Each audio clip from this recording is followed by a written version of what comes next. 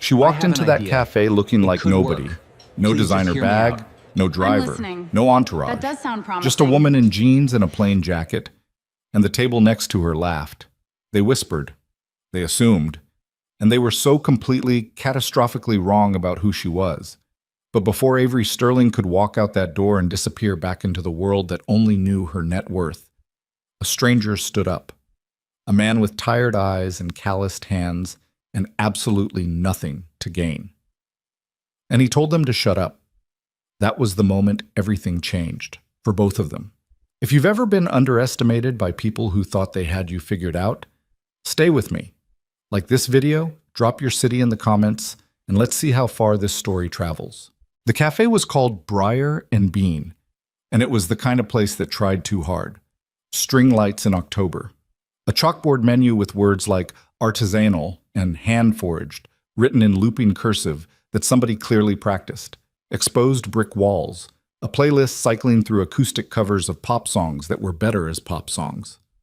Landon Pierce pushed open the glass door at 6:47 in the evening, 13 minutes early, and immediately regretted agreeing to any of this. He stood in the entrance for a moment with his jacket still half unzipped, scanning the room out of old habit. The same sweep he used to do when walking into new job sites, checking exits, checking load-bearing structures, checking what might go wrong. The cafe was about 2/3 full. Couples mostly. A group of women on what looked like a bachelorette pre-game. A few solo laptops nursing cold oat milk drinks. He found a corner table and sat down. The waitress came over almost immediately. Young, maybe 23, with a nose ring and an expression that suggested she was working her way through something more important than this shift. "Just water for now," Landon said. She didn't write it down, just nodded and disappeared. He sat back and looked at his phone. One text from his sister, Dina. "She's lovely. You'll like her. Don't make that face you make." He typed back, "What face?" Dina replied with 3 separate emoji. He put the phone face down on the table. The honest truth was that Landon had not wanted to come tonight. He hadn't wanted to come last Tuesday when Dina first mentioned it, and he hadn't wanted to come this morning when Chloe had looked up at him over her cereal bowl and said, very seriously, "Dad, you should wear the blue shirt." As if she'd been briefed, as if the whole thing was a coordinated operation. He was wearing the blue shirt. He was here. He ordered the water. That was all he was prepared to commit to. 3 years had passed since Julia died, and Landon had gotten fairly good at explaining it to people in the least painful way possible. The car accident, the November rain, the other driver who walked away fine, all of that. But he'd never gotten good at the part that came after the explaining. The part where people looked at him with that particular mixture of sorrow and discomfort and didn't know what to do with their hands. He didn't tell most people. He'd gotten selective about it. What he told people instead was that he was a single dad, that he ran a small construction company, Pearson Company, that had been growing slowly but steadily for the last few years, that his daughter Chloe was 7 years old and recently obsessed with sharks, and also, inexplicably, with competitive baking shows that she was absolutely not old enough to watch, but he'd stopped fighting that battle around episode 4 of the most recent season. He told them easy things, safe things. The other stuff, the grief that didn't announce itself anymore, but just showed up sometimes in the middle of an ordinary Tuesday, the specific weight of reading bedtime stories to a kid who sometimes reached up and patted his face in the dark as if checking he was still there, that stuff was not for first dates, or second dates, or probably third. He was reading the menu for the 4th time without absorbing any of it when the bell above the door chimed and a woman walked in. He knew immediately, without knowing how he knew, that this was her. She was maybe 5 feet 4 inches, dark hair pulled back in a way that looked like she'd done it in the car, jeans, slightly worn at the knees, a charcoal gray jacket that had seen some weather, no jewelry that he could see from here except small studs in her ears. She carried a plain canvas bag over one shoulder, the kind that you could buy at any bookstore for $12. She stood near the hostess stand and scanned the room with quick, sharp eyes. Not nervous exactly, more like a person taking inventory. There and gone in 2 seconds flat. Then her gaze landed on him, and something shifted in her expression. a tiny recalibration. He lifted a hand. She walked over. Landon? She said, as if checking. Yeah. Avery? Yes. She pulled out the chair across from him and sat down without a lot of ceremony. Set her bag on the floor. You're early. So are you. 13 minutes. Same. A beat. She looked at him with those inventory eyes again, and he had the brief, uncomfortable feeling of being assessed, though not unkindly. Your sister told me you'd make a face, she said. He blinked. I'm not making a face. You were, a little, when I walked in. That's just my face. She seemed to consider this. Fair enough, she said. The waitress appeared, and Avery ordered a black coffee without looking at the menu. Landon asked for the same, mostly to have something to do with his hands. In the first few minutes, the conversation moved through the standard checkpoints. Weather. Terrible. The cafe? She'd been here once before. His sister, yes, a force of nature, no apologies. He waited for the moment when she'd ask what he did for a living in the loaded way that people sometimes asked. Fishing, really, for the number at the bottom of the net. But she didn't. She asked him where he grew up, and when he said Millhaven, out east, she said she'd driven through it once on her way to somewhere else. What was the somewhere else? He asked. A conference, she said, and then shifted the subject in a way that was practiced enough that he almost didn't notice it. Almost. He filed that away. The table beside them was a group of 3, 2 men and a woman, late 30s, dressed in the kind of casual that takes effort to achieve. They'd been there when Landon arrived, and they were loud in the particular way of people who've had 2 drinks on empty stomachs and forgotten that other people exist. He'd been tuning them out. Then he caught a sentence.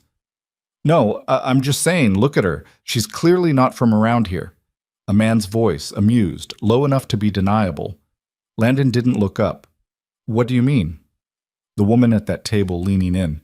I mean, who shows up to a date in that? Did she bike here? A short laugh. Some people just don't. Landon's jaw tightened. Avery had gone still. It was a subtle thing, the kind of stillness you'd miss if you weren't paying attention.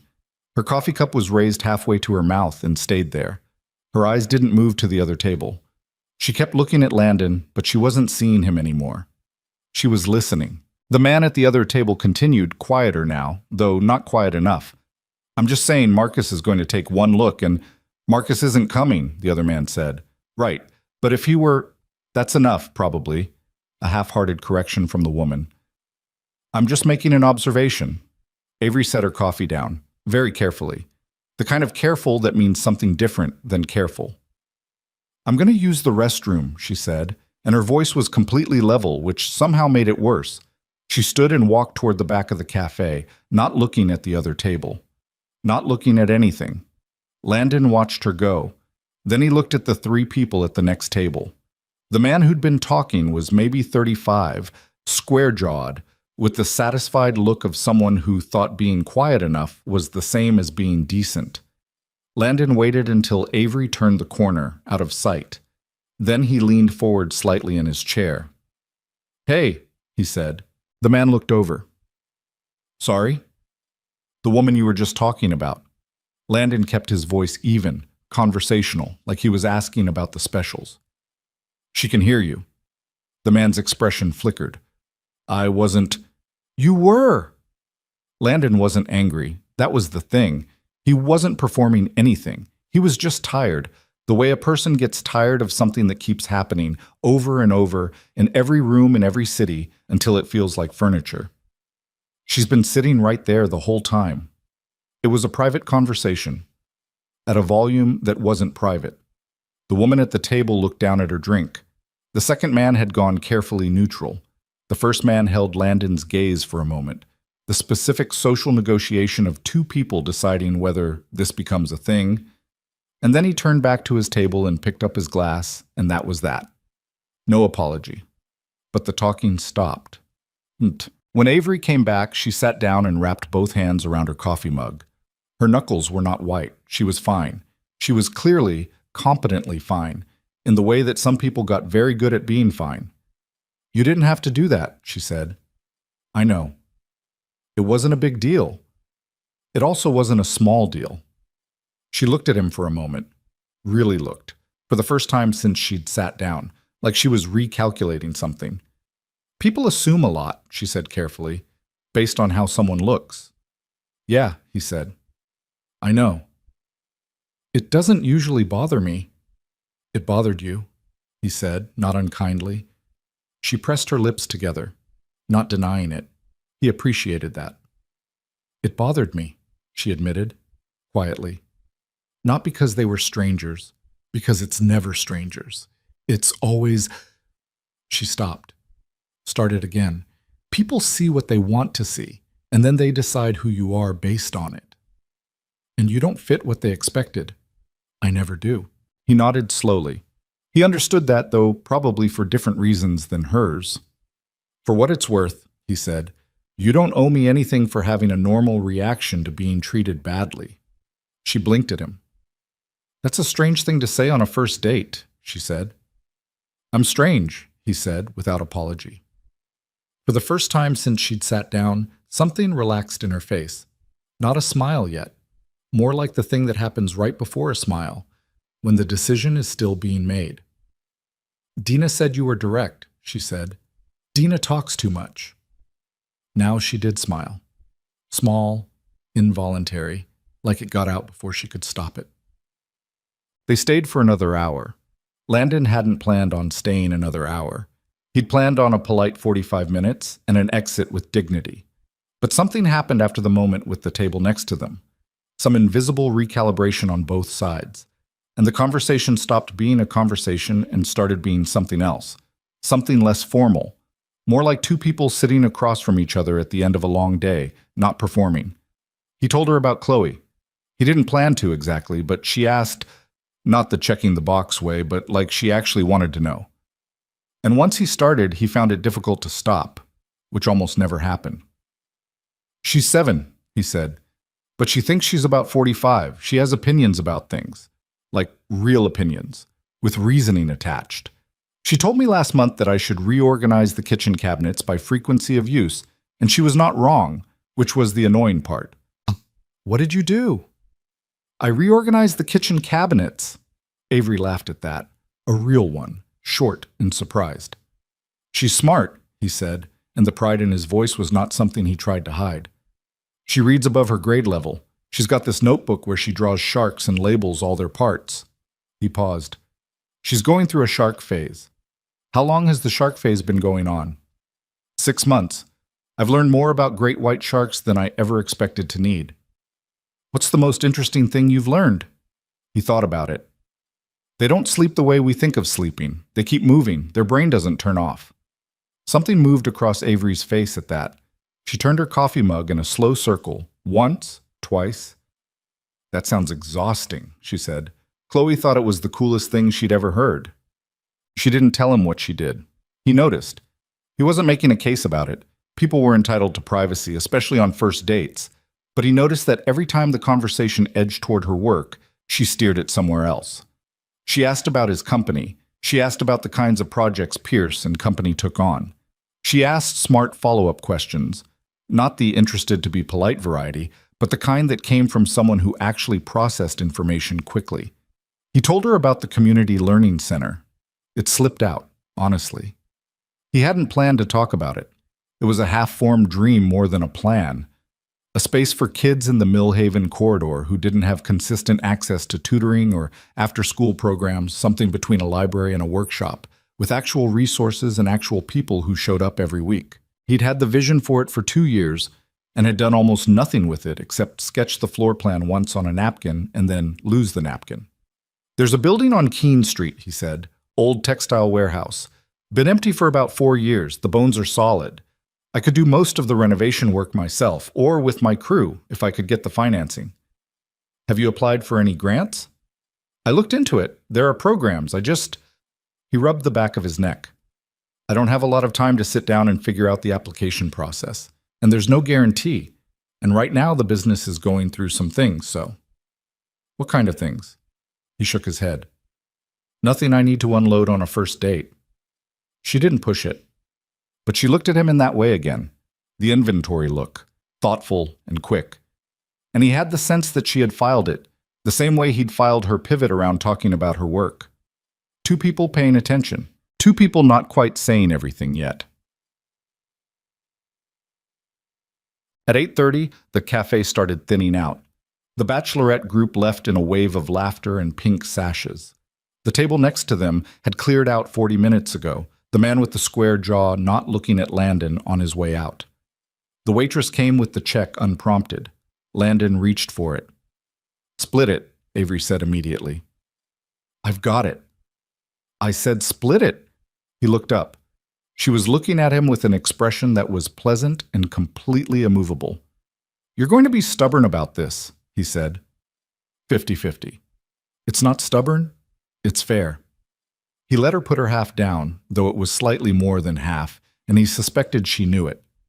They walked out together, and the October air hit them like a flat hand, cold, dry, with the smell of fallen leaves and someone's wood-burning stove a few blocks away. "This was not the worst evening I've had this year," Avery said. "That's generous." "I mean it as a compliment. My bar has been set by circumstances." He smiled despite himself. "Mine too." They stood on the sidewalk outside Briar and Bean for a moment, that particular end of a first meeting awkwardness where nobody quite knows whether to shake hands or hug or say something meaningful or just let it be what it was. "Your daughter sounds like a good kid," Avery said. "She's the best person I know." Something in Avery's expression shifted at that. Something quiet and a little unguarded, in and out in 2 seconds. "Tell her the shark thing is impressive," she said, "for what it's worth. She'd want to explain the full circulatory system to you in return." "I'd probably survive it." He looked at her for a moment. "Dina will ask me how it went." "What will you tell her?" "I'll tell her it went well." He paused. "Did it go well?" She met his eyes. "Yeah," she said, and the word was simple and direct and didn't have any performance in it. "I think it did."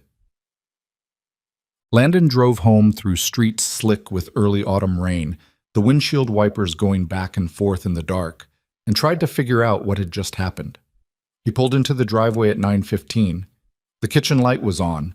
Dina had come over to watch Chloe, as arranged, and he could see through the front window that the television was going. Some baking competition from the sound of it. He sat in the car for a moment with the engine off. He thought about the way Avery had gone still at that table, the careful movement of the coffee cup, the way she'd said people see what they want to see, quietly, like someone describing a condition they'd been living with for a long time.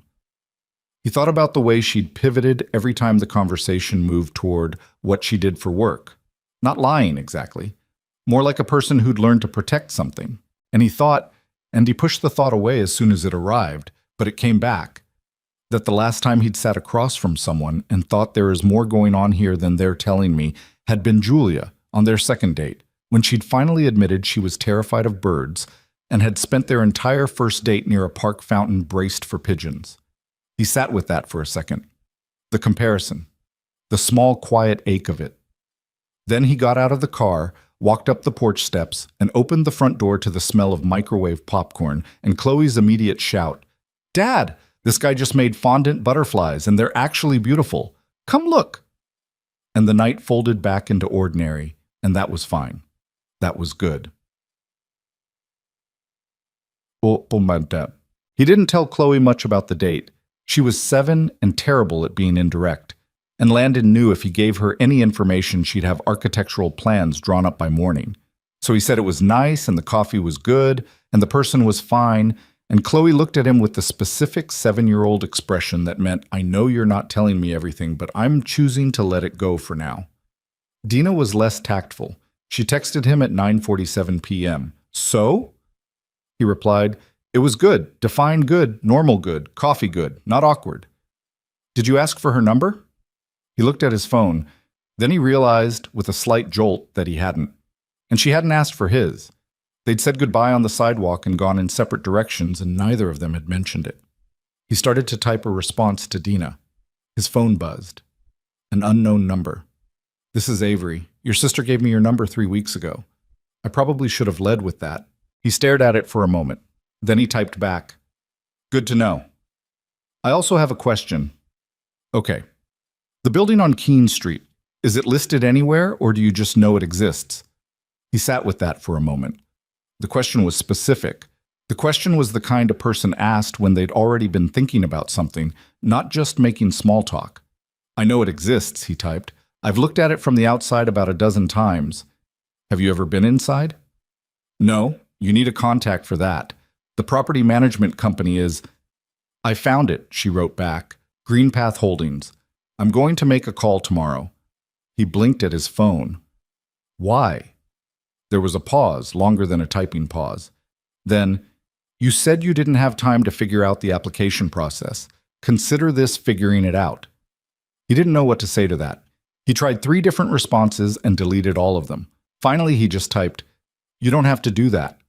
Her reply came fast. "I know." And then, "Good night, Landon." He set the phone down on the nightstand. Outside, the rain had picked up again. He could hear it on the roof, the gutters running, the specific sound of late October making its presence known. Down the hall, Chloe had her nightlight on, the little projector that threw sharks across the ceiling in slow rotation, a birthday gift from 3 months ago that she still insisted on every single night. He lay there in the dark for a while. He was not the kind of man who read into things. He'd built his entire professional life on looking at structures as they actually were, not as he wanted them to be. A wall was either load-bearing or it wasn't. A foundation was either solid or it wasn't. You didn't wish it otherwise. But the thing about tonight, the thing that kept pulling at him in the dark, was not the conversation about the learning center or the standoff with the man at the next table, or even the text messages. It was the moment just before she smiled, that tiny instant where the decision was still being made, when the guard was still up but had started to slip, and he'd seen something on her face that was very tired and very real. He knew that look. He'd worn it for 3 years.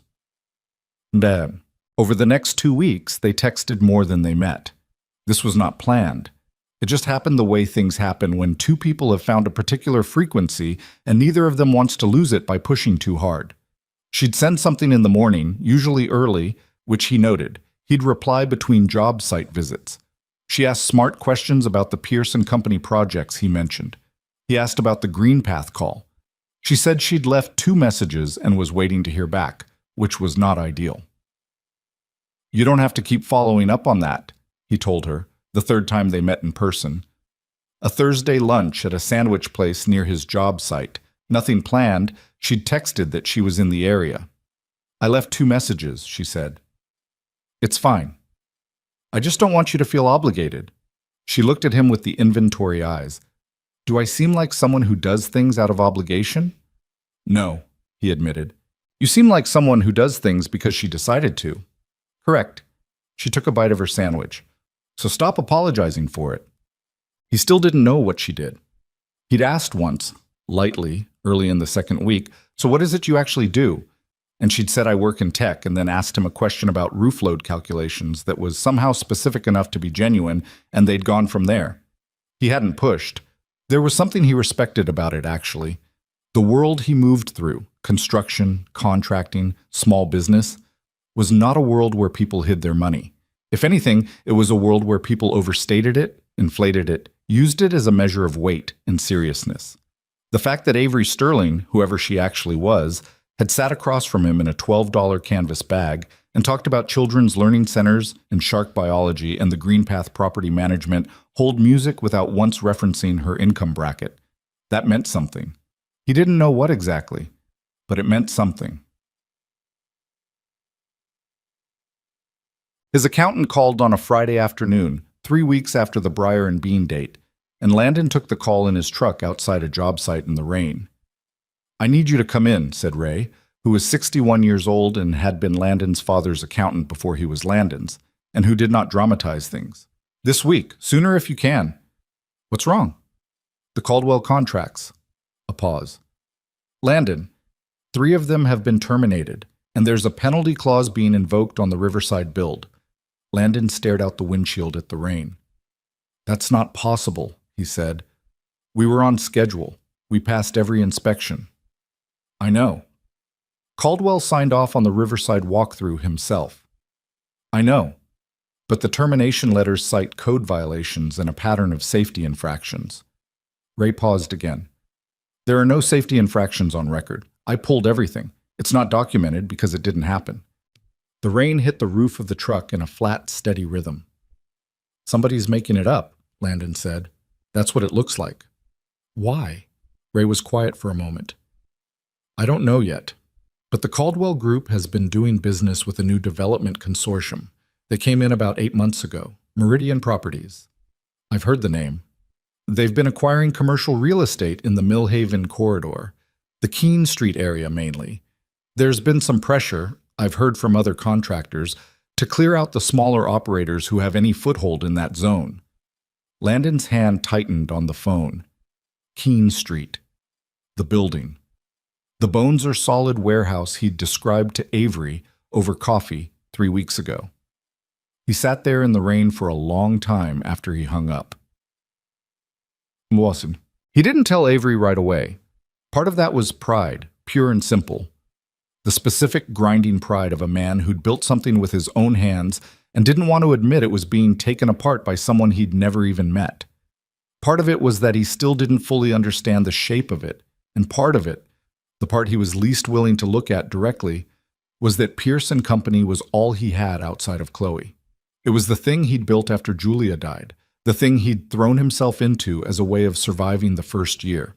His crew, 6 guys who'd been with him for at least 2 years, who showed up every morning and did good work and trusted him, they had families too. If the company went down, it wasn't just Landon.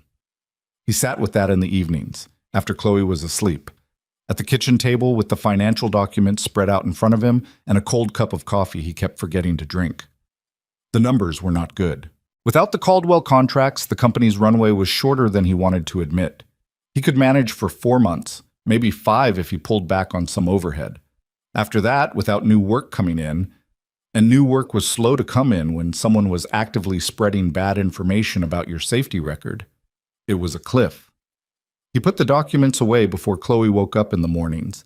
He made her breakfast and listened to Shark Facts and drove her to school, and then sat in the pickup outside for 10 minutes before he could make himself go deal with the day. On the 7th day of this, Avery texted him. You've gone quiet. Everything okay? He started to type. Fine, just busy. He stopped, deleted it, typed. Not really. Can we meet this week? She replied in 40 seconds. Tomorrow, noon. You pick the place. They met at a diner on the edge of his work territory. Booths, laminate tables, coffee in white ceramic mugs that were slightly chipped. He was already there when she arrived, which was becoming a pattern, and she slid in across from him without ceremony and looked at him. Tell me, she said, no preamble. So he did. He laid it out methodically, the way he laid out job site problems. Here's what happened. Here's what I know. Here's what I don't know yet. He told her about the Caldwell contracts, the fabricated safety violations, Ray's theory about Meridian Properties, and the Keene Street corridor. She listened without interrupting. She wrapped both hands around her coffee mug. He'd noticed she always did this, always both hands, and she listened. When he finished, she was quiet for a moment. Meridian Properties, she said. The way she said it was strange, flat but not empty, more like someone touching a bruise to confirm it's there. You know them? I know of them. Her eyes were somewhere else for a second. Then they came back to him. How long has this been going on? The termination letters came in 3 weeks ago, but I think the groundwork was being laid for longer than that. Are you going to fight it? I'm trying to figure out how. He turned his coffee mug in a slow circle. The problem is I don't have documentation of the original arrangement with Caldwell, nothing that proves the safety violations were invented. I have my own records, but those can be argued. You need someone else's records, she said. I need records I don't have access to. She nodded slowly, and that inventory look was in her eyes again, measuring, calculating. But it was different now, more internal, like she was measuring something in herself. I'm going to look into this, she said. You don't... Landon. She said his name with a precision that stopped him. Let me look into this. He studied her face. She was not offering out of politeness. She was not making a gesture. She was looking at him with the steady, focused look of someone who had already decided and was only now telling him about it. "Why?" he asked. She held his gaze for a moment, then she looked down at her coffee. "Because it's wrong," she said, "and because I can." He drove home that evening with the October dark coming down early and Chloe riding in the back seat, telling him about a disagreement she'd had with her best friend over which was more impressive, a great white shark or a blue whale. "The blue whale is bigger," she explained with the patient resignation of someone explaining gravity. "But the great white is dangerous. They're different kinds of impressive." What did Madison say? She said size matters more, which is a very immature position. He almost laughed. "Did you tell her that?" "I said it was a matter of perspective, which is the grown-up way to disagree." He watched her in the rearview mirror. 7 years old, hair in 2 uneven pigtails because she'd done it herself this morning, and he hadn't had the heart to redo it, explaining the nuanced taxonomy of impressiveness with total seriousness. He thought about the Learning Center, about the warehouse on Keene Street, about Avery saying, "Let me look into this," with that particular calm in her voice, about not knowing who she was, and somehow trusting her anyway. "Dad?" Chloe said. "Yeah? Is Avery your friend?" He kept his eyes on the road. "Where'd you hear about Avery?" "Aunt Dina?" "Of course." "Is she?" He thought about it for a second. "Yeah," he said. "I think so." Chloe considered this with great seriousness. "Does she know about sharks?" "I haven't asked her." "You should ask her," Chloe said. "That's important information." He nodded. "I'll ask her." In the rearview mirror, Chloe nodded once, satisfied, and looked back out the window at the passing dark. And Landon drove on through the cold October night, toward a house with the kitchen light left on, and tried to figure out what he was walking toward and whether he was ready for it, knowing, in the way a man knows things he doesn't want to say out loud, that ready or not, something had already begun. Avery did not go home after the diner. She sat in her car in the parking lot for 6 minutes. She checked the clock twice, and turned over what Landon had told her with the same methodical attention she brought to quarterly earnings reports and boardroom disputes, and the kind of problems that had dollar signs attached to them. The difference was that those problems never made her feel like something was sitting on her chest. This one did. Meridian Properties. She said the name quietly in the empty car, testing it, the way you'd press on a loose tile to see how far it moved. She knew Meridian. Not casually, not distantly. She knew them the way you know a tenant who's been in your building for 3 years and pays on time and never causes visible trouble, and somehow, despite all of that, makes the whole floor feel slightly wrong whenever they're around. Meridian was one of Sterling Technology's largest commercial real estate partners. They managed 3 of the company's regional office campuses. The relationship was clean on paper, 6 years old, mutually profitable. She pulled out her phone and called her head of legal affairs. It was 7:40 in the evening. Marcus Hale picked up on the second ring because Marcus Hale always picked up, which was one of the things she paid him for. "I need a full background pull on Meridian Properties," she said, without greeting. "Not their public filing. I need the transaction history, acquisition patterns, contract disputes, anything involving smaller contractors in the Millhaven corridor in the last 18 months. A pause. "That'll take a day or two. Tomorrow, end of day." Another pause. "I'll make it work." "Don't flag it internally," she said. "Just us for now." She hung up and sat there another minute in the dark parking lot.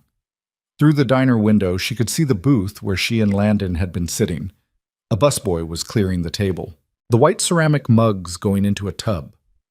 She thought about the way Landon had laid it all out. No drama, no inflation, just the facts in order. The way a person talks when they've been sitting alone with something for too long and have worn all the emotion off it, down to the plain shape of the problem. He'd looked tired. Not sleep tired. The other kind. She knew the other kind. She started the car and drove back to her penthouse, and she did not think about the fact that she had, at no point in the last 3 weeks, told Landon Pierce who she actually was. She was good at not thinking about things she'd decided not to think about yet. Dina's voice on the phone the next morning was immediately suspicious. "You want to meet Chloe," she said, not as a question. "I'd like to," Avery said. She was standing at her office window, 42 floors up, looking out at a city that was doing what cities do in November, going gray and bright and loud all at once. If Landon's comfortable with it, why are you asking me instead of him? Because I don't know if there's a protocol. I don't want to... She stopped. She was not in the habit of not knowing the right way to say something, and the sensation was mildly irritating. I don't want to step wrong. There was a silence on Dina's end that was warm in a way silences could sometimes be. He doesn't bring people around Chloe, she said, in case you were wondering. I wasn't wondering. You were a little. Avery turned away from the window. Will you just tell me if it's a bad idea? It's not a bad idea, Dina said. Ask him yourself. He'll say yes. He's been talking about you, you know. Not a lot. He doesn't talk a lot. But he talked. Avery set that information carefully aside in the place where she kept things she wasn't ready to examine directly. Thank you, Dina. You're welcome. Also, when are you going to tell him? The question landed flat and clean, the way Dina's questions tended to. Tell him what? Avery said. You know what. She did know what. When it's the right time. Those words, Dina said pleasantly, are what people say when they're hoping the right time never arrives. Avery didn't answer that. She said goodbye and hung up and stood at her window for another minute looking at the city. The right time did not arrive that week, or the following week, which was the second week of November, and which brought with it a cold front that turned the Millhaven streets the color of pewter, and also, more relevantly, the first time Avery met Chloe Pierce. It happened on a Saturday afternoon, which she suspected was not accidental. Landon had suggested it carefully, in the way he did things he'd thought about more than he let on. A trip to the Natural History Museum, low stakes, public place, nothing that required anyone to perform.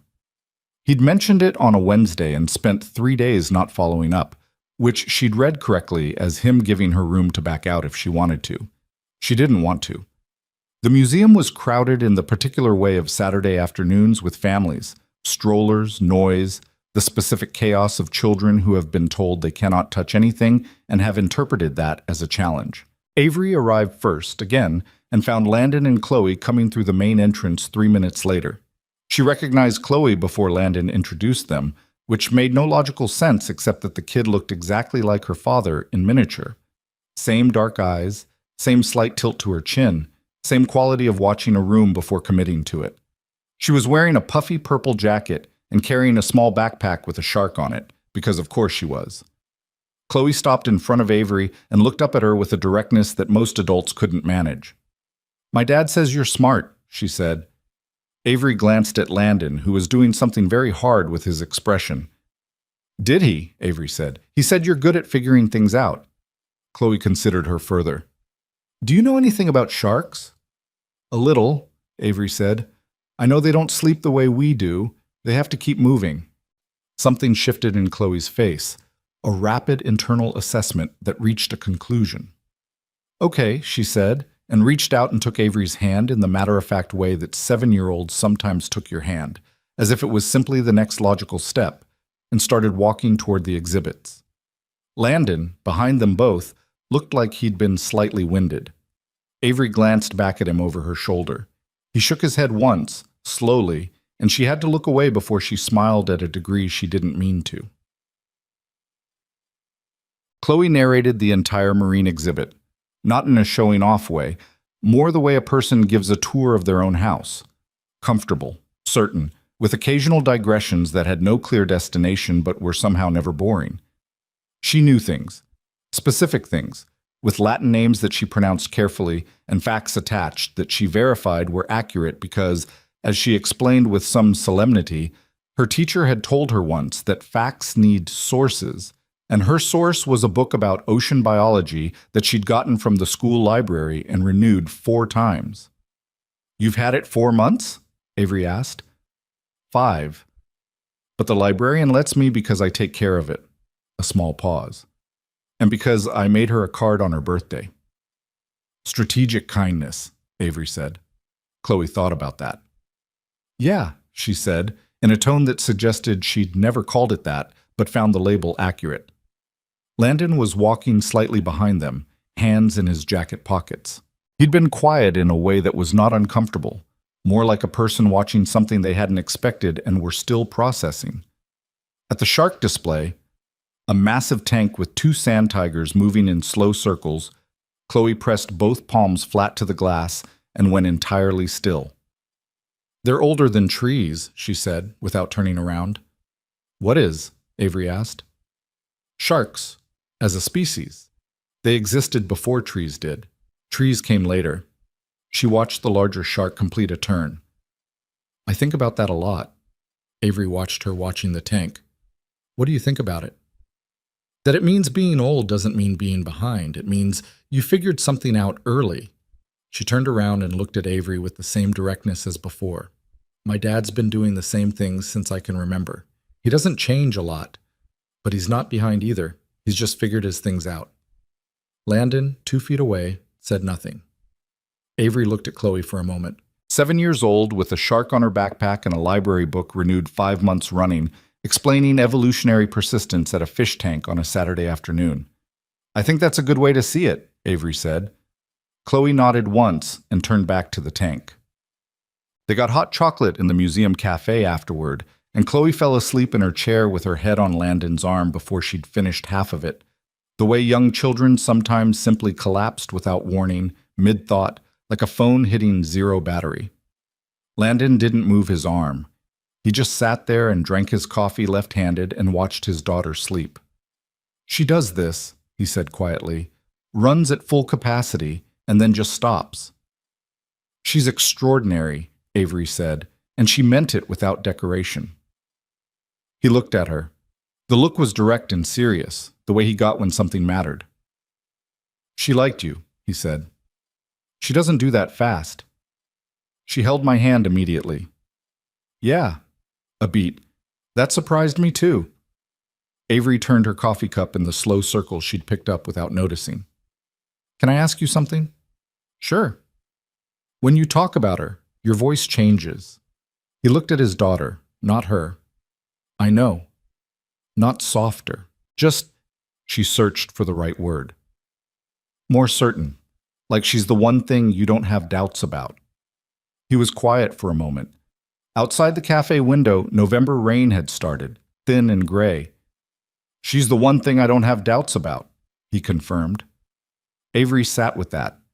There was something in it she recognized from a distance, that quality of having one solid point when everything else felt variable, though her version of it looked nothing like his, and lived in spreadsheets and quarterly targets instead of a sleeping kid with a shark backpack.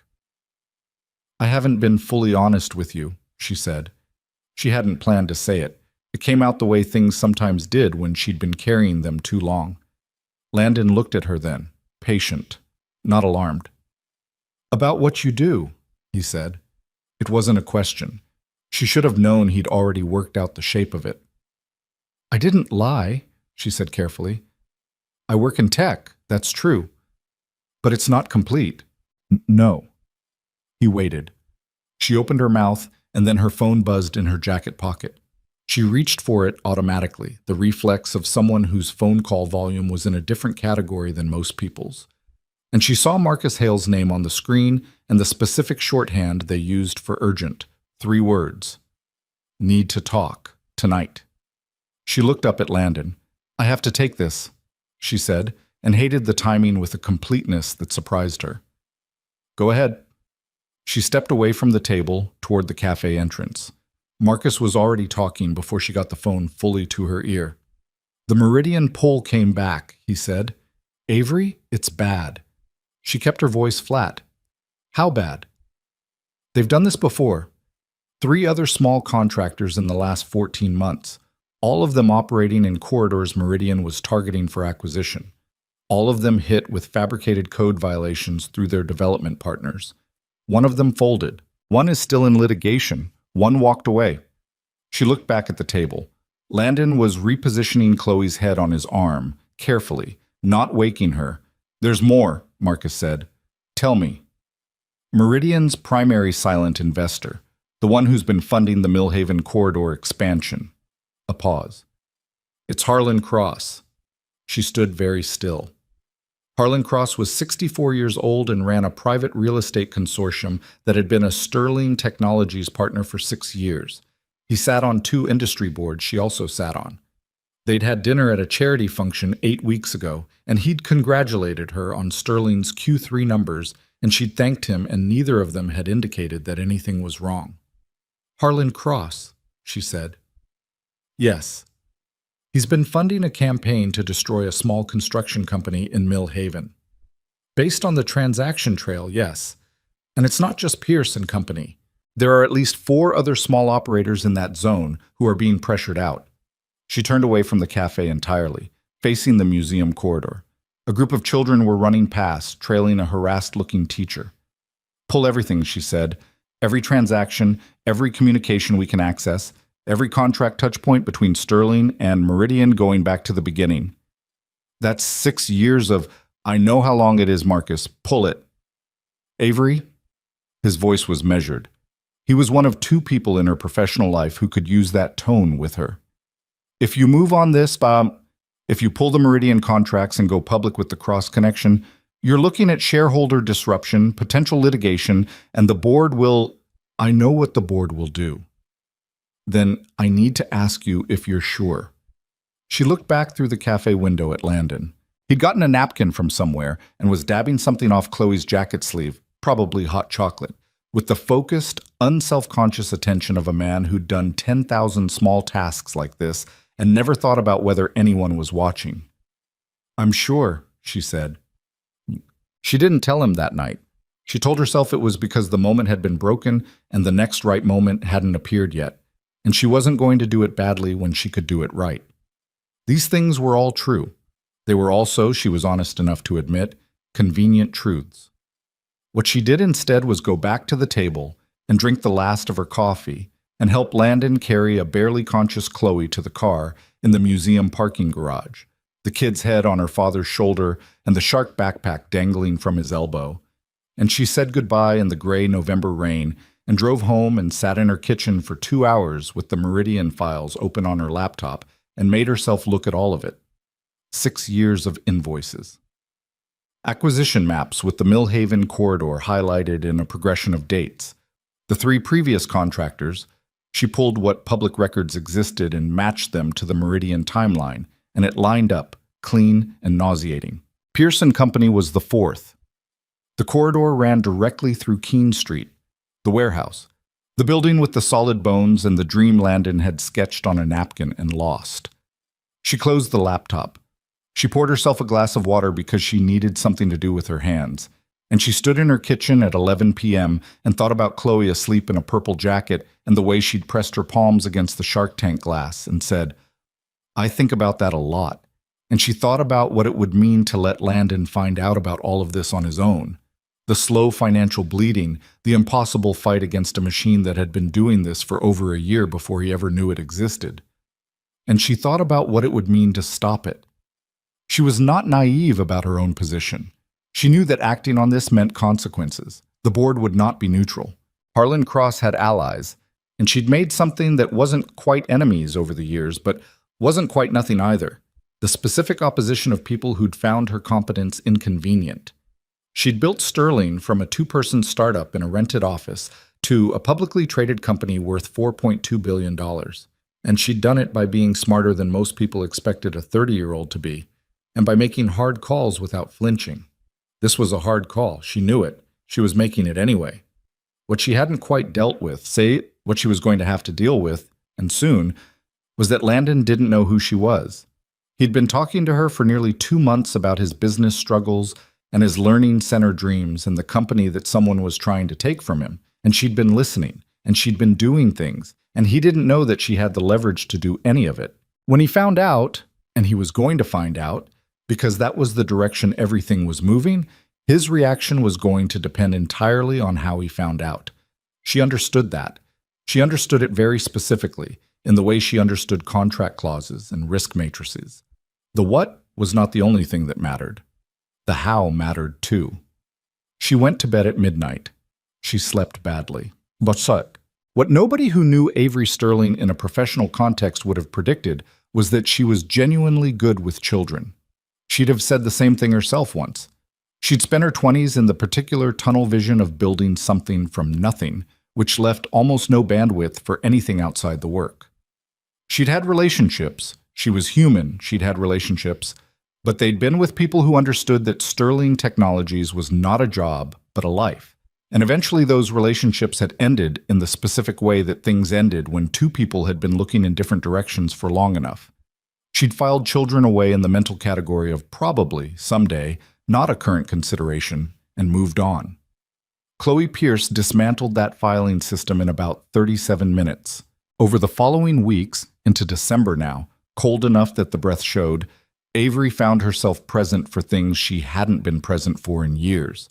A Saturday making grilled cheese in Landon's kitchen while Chloe sat on the counter and explained the circulatory system of a hammerhead shark, her small feet kicking against the cabinet doors in an irregular rhythm. A Tuesday pickup from school where Chloe had a disagreement with a classmate about a science project that Chloe recounted with the precision of someone preparing a legal brief. A Sunday afternoon where the three of them watched 2 episodes of The Baking Show, which was exactly as chaotic as Landon had described, and Chloe fell asleep again between them on the couch, her feet in Avery's lap. The ease of it alarmed her, slightly, not the ease itself, but what the ease meant. She'd gotten careful over the years about things that felt easy, because the things that felt easy had a tendency to be the things she couldn't afford to lose. Landon noticed, of course. He didn't say much about it.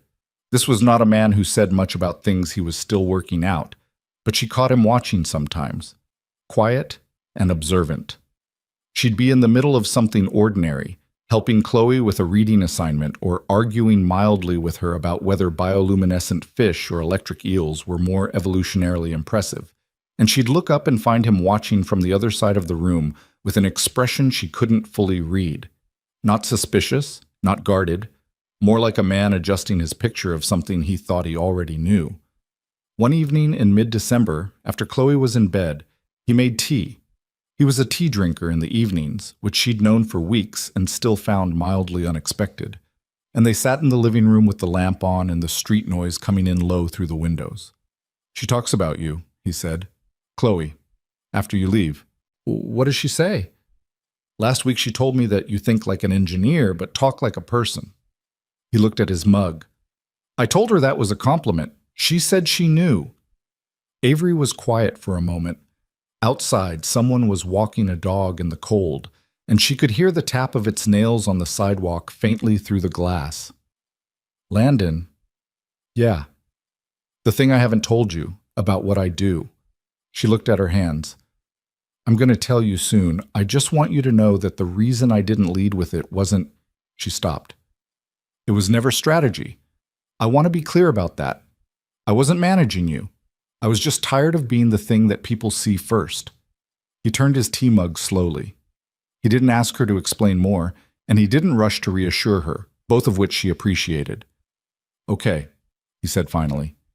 "That's it? I figured there was a reason." He glanced at her. "You're not careless. Whatever it is, you had a reason." She held his gaze for a moment. Something ached in her chest a little, in the specific location where trust and risk overlapped. "The Meridian investigation," she said carefully. "I'm further along than I've told you." His expression didn't change. He waited. "I have documentation of a pattern, 4 contractors, fabricated violations, all in corridors Meridian has been acquiring." She paused. "And the funding source. I know who it is." The stillness that came over him was not the stillness of the coffee cup at the other table, contained and controlled. This was different. This was the stillness of someone absorbing a hit and deciding what to do with it. "You've been working on this for weeks," he said. "Yes." "While we were—" "Yes." He stood up and walked to the window. She didn't fill the silence. He needed it. "Okay," he said finally, back still to her. "I know that's a lot to sit with." "It is." He turned around. His face was not angry. It was something more complicated than anger, which was somehow harder. "I need you to tell me the rest, all of it, what you know and what you're planning to do about it." She nodded, and she did. She told him everything. The Meridian transaction trail, the 4 contractors, Harlan Cross, the Sterling Technologies connection that she hadn't wanted to say out loud before now, in this room, to this man who'd been trusting her for weeks without knowing the full weight of what he was trusting. He listened to all of it. He asked 2 questions, both precise, both about things she'd wondered if he'd catch. The timeline of the Keene Street acquisitions relative to the Caldwell terminations, and the nature of the penalty clause that Ray had flagged. She answered both. When she finished, the lamp was the only light on in the room. "There's a shareholder meeting in January," she said. "I can bring this there, publicly. It ends Cross's partnership with Sterling, and it puts the documentation into the record in a way that gives you legal ground to fight the Caldwell terminations. It also blows up a 6-year business relationship," he said. "For you." "Yes." "And your board won't—" "No. They won't be happy." She didn't look away from him. "I know what I'm doing." He looked at her for a long time, long enough that she felt it. "The person I thought I was getting to know," he said quietly. "Is that the same person?" "Yes," she said. No hesitation. He nodded slowly, looked at the window, the dark street, the lamp reflection in the glass. "You should have told me sooner," he said. Not accusing, just honest. "I know." He picked up his tea, which had gone cold, and looked at it like he was considering whether to say something else. Then he put it down and looked at her again, and something in his expression had shifted slightly. Not softer exactly, but with less of the complication in it. "I'm going to need some time," he said. "With this. With all of it." "Okay. Not—" He rubbed his face. "Not away time. Just thinking time. You understand the difference?" She did understand. She understood it better than she expected to. "I do," she said. He nodded. The lamp sat between them, throwing light in both directions, and neither of them moved to leave. The thinking time lasted 9 days. Landon didn't disappear. He texted, briefly and practically. A question about whether she'd eaten when she mentioned working late. A photo Chloe had apparently insisted on sending of a particularly impressive page in the ocean biology book. A 1-line message on a Thursday that said Ray thinks we can file a countercomplaint if we have the documentation. "Does Marcus have anything notarized yet?" That last one she answered in 4 minutes flat, because it told her what she needed to know. He was processing, not retreating. There was a difference, and she'd learned to read it.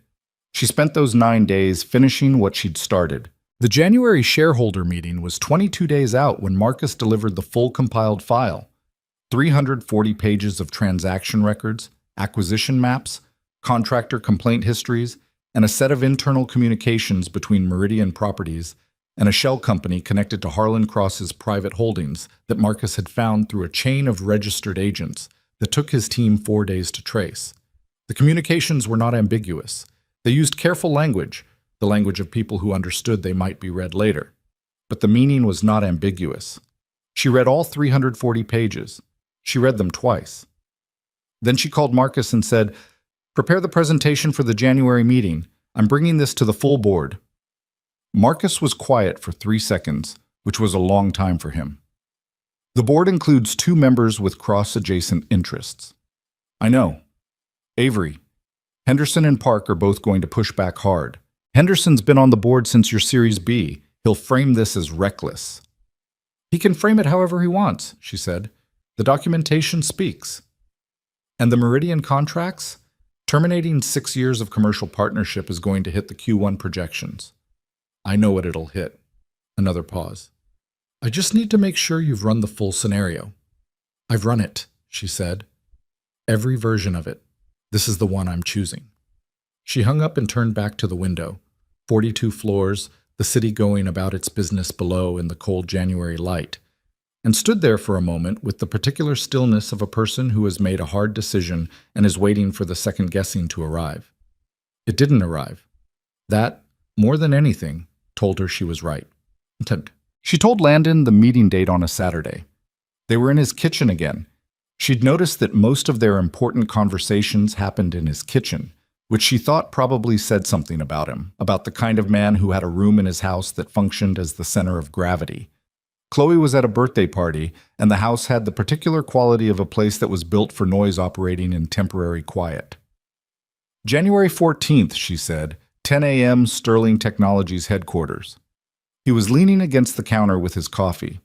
He looked at her steadily. And after? After, the documentation goes into the official meeting record. Marcus files the evidentiary package with Cross's legal team the same afternoon. They'll have to respond. She paused. And we give Ray's counter-complaint everything he needs. They'll try to bury it, he said. Cross has lawyers who get paid to make things disappear. He does, she agreed.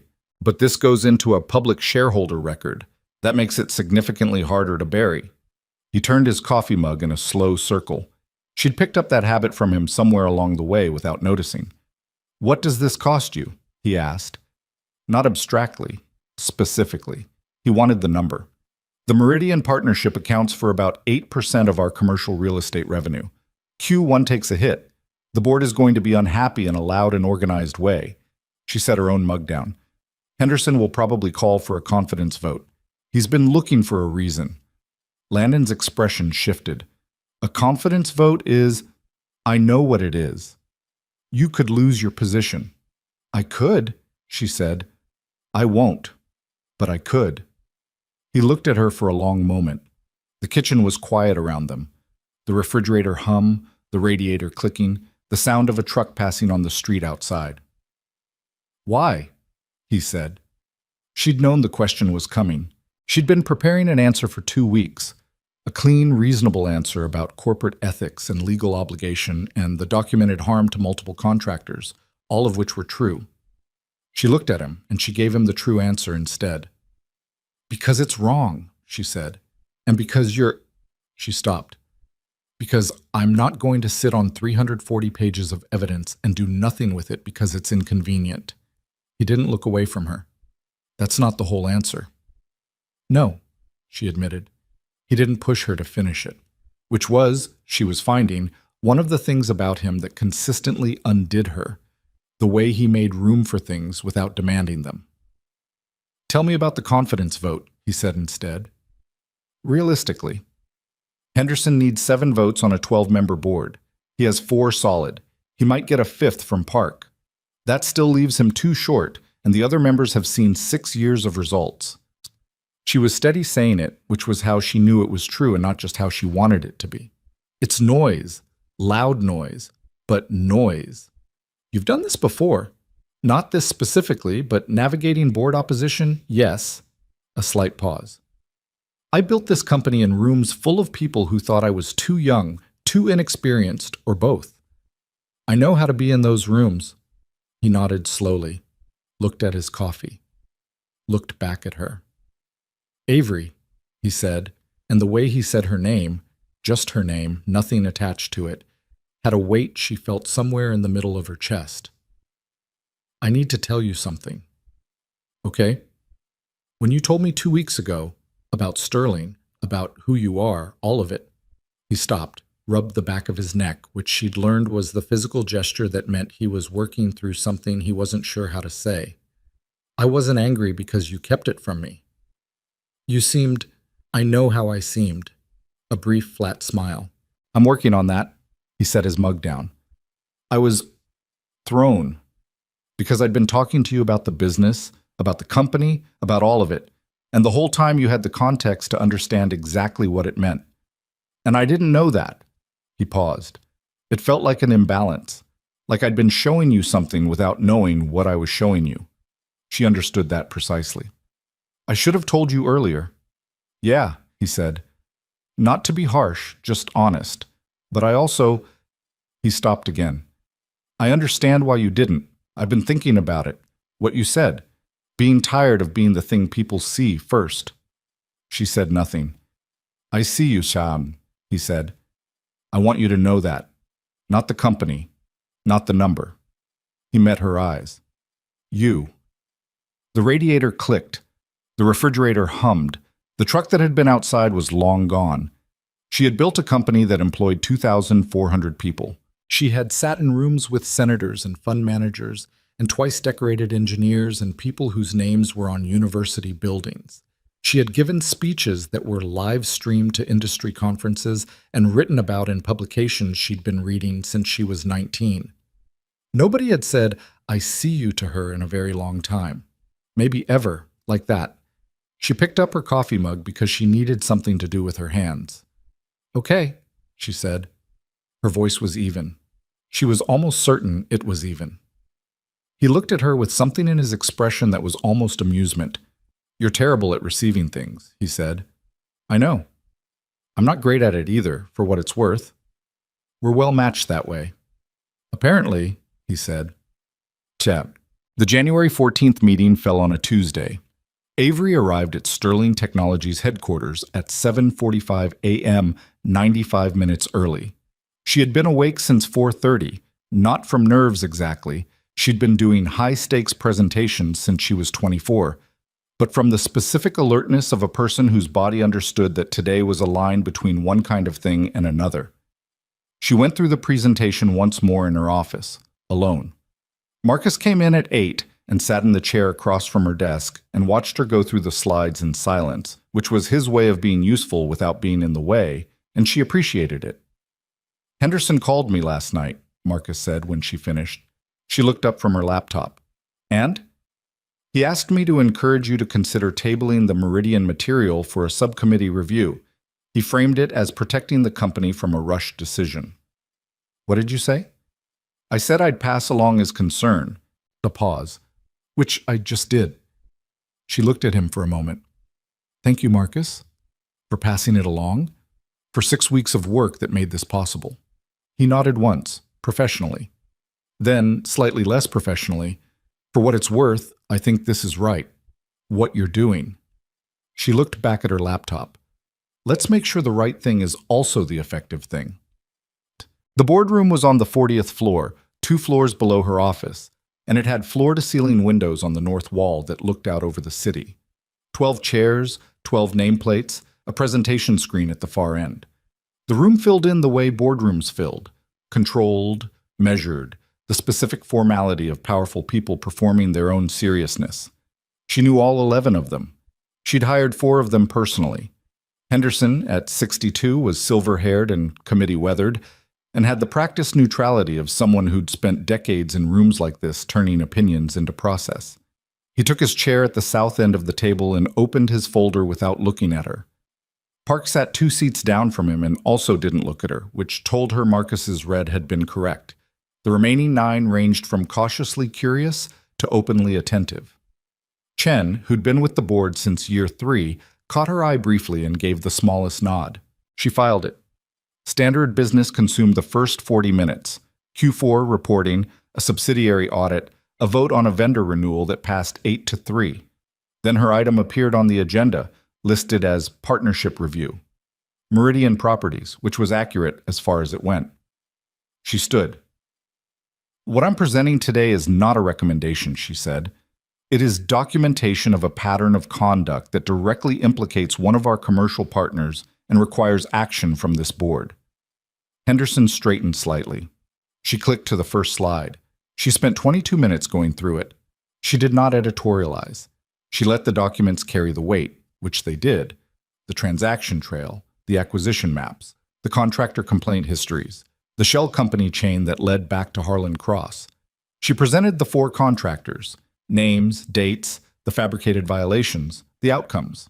She presented Pierce & Company as the 4th currently active case. The room was quiet in a way that boardrooms were rarely quiet. The specific quiet of people reading what was in front of them and understanding that it was real.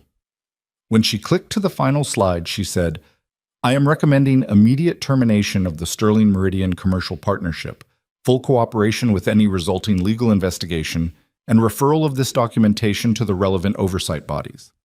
She sat down. Henderson let 3 full seconds pass. "This is a significant action based on a very rapid internal investigation." "The investigation took 6 weeks," she said. "The documentation is sourced and verified." Cross is a respected figure in this industry. Cross is funding a coordinated campaign to eliminate small contractors from a real estate corridor through fabricated safety violations. She kept her voice level. "The documentation does not suggest this. It establishes it. There are legal questions about how some of this material was obtained." "Marcus." She glanced at him. Marcus, from his seat along the wall, produced a one-page summary and slid copies down to each board member. All materials were obtained through licensed commercial due diligence, public records requests, and registered agent filings. Full sourcing is in the appendix. Henderson looked at the page. His expression didn't change, but something around his jaw tightened. Park spoke for the first time. The Q1 projection impact is an 8% reduction in commercial real estate revenue, Avery said. I have a mitigation model in the supplementary materials. 8% is not. 8% is recoverable, she said. Our reputation for ethical conduct, if we knowingly sit on this and it surfaces externally, is not. The room absorbed that. Chen spoke from his end of the table. I moved to vote on the recommendation. A second came from Okafor, who'd been reading quietly throughout and who Avery had a great deal of respect for. Discussion? Said the chair. Henderson looked at her. The look was not hostile. It was the look of a man recalculating, trying to find the version of this that preserved the most of what he wanted. She'd seen that look before, on different faces, in different rooms. This exposes the company to retaliation, he said. Cross has resources. He'll fight this. He'll fight it in the open, she said, which is exactly where it should be fought. The vote was 9-2. The news moved fast. By 3 p.m., Cross's legal team had called Marcus. By 5 p.m., 2 financial news outlets had picked up the story from the meeting record, which was public by law. By 7 p.m., Avery's phone had received 43 messages from numbers she recognized and 11 from numbers she didn't, and she'd answered none of them because she was sitting in her car in the parking structure beneath Sterling headquarters, giving herself 10 minutes before she drove anywhere. She was not shaking. She wanted to be clear with herself about that. She was not shaking, and she was not having second thoughts, and she did not regret the vote or the 22 minutes or the look on Henderson's face when it came back 9-2. She was just very, very tired. She took out her phone and called Landon. He picked up on the third ring. There was noise in the background, but the TV, Chloe's voice asking something, the everyday sound of a house in the early evening. It passed, she said, 9-2. A beat. Then, are you okay? I'm tired. That's not the same as okay. I know. She leaned her head back against the headrest. I think I'm okay. I'm in my car. Where are you? Parking structure under my building. Drive, he said. Don't sit in a parking structure alone. Drive somewhere. Where? A pause. Here, he said, simply, just that. She sat with that for a moment. Outside the car, the parking structure was dim and concrete and completely indifferent to her the way structures were. Chloe's going to want to tell me about sharks, she said. Probably. A slight warmth in his voice. She's been saving one, apparently. Something about deep-sea adaptations. That sounds alarming. She described it as exciting. Come. That. She got there at 7:45.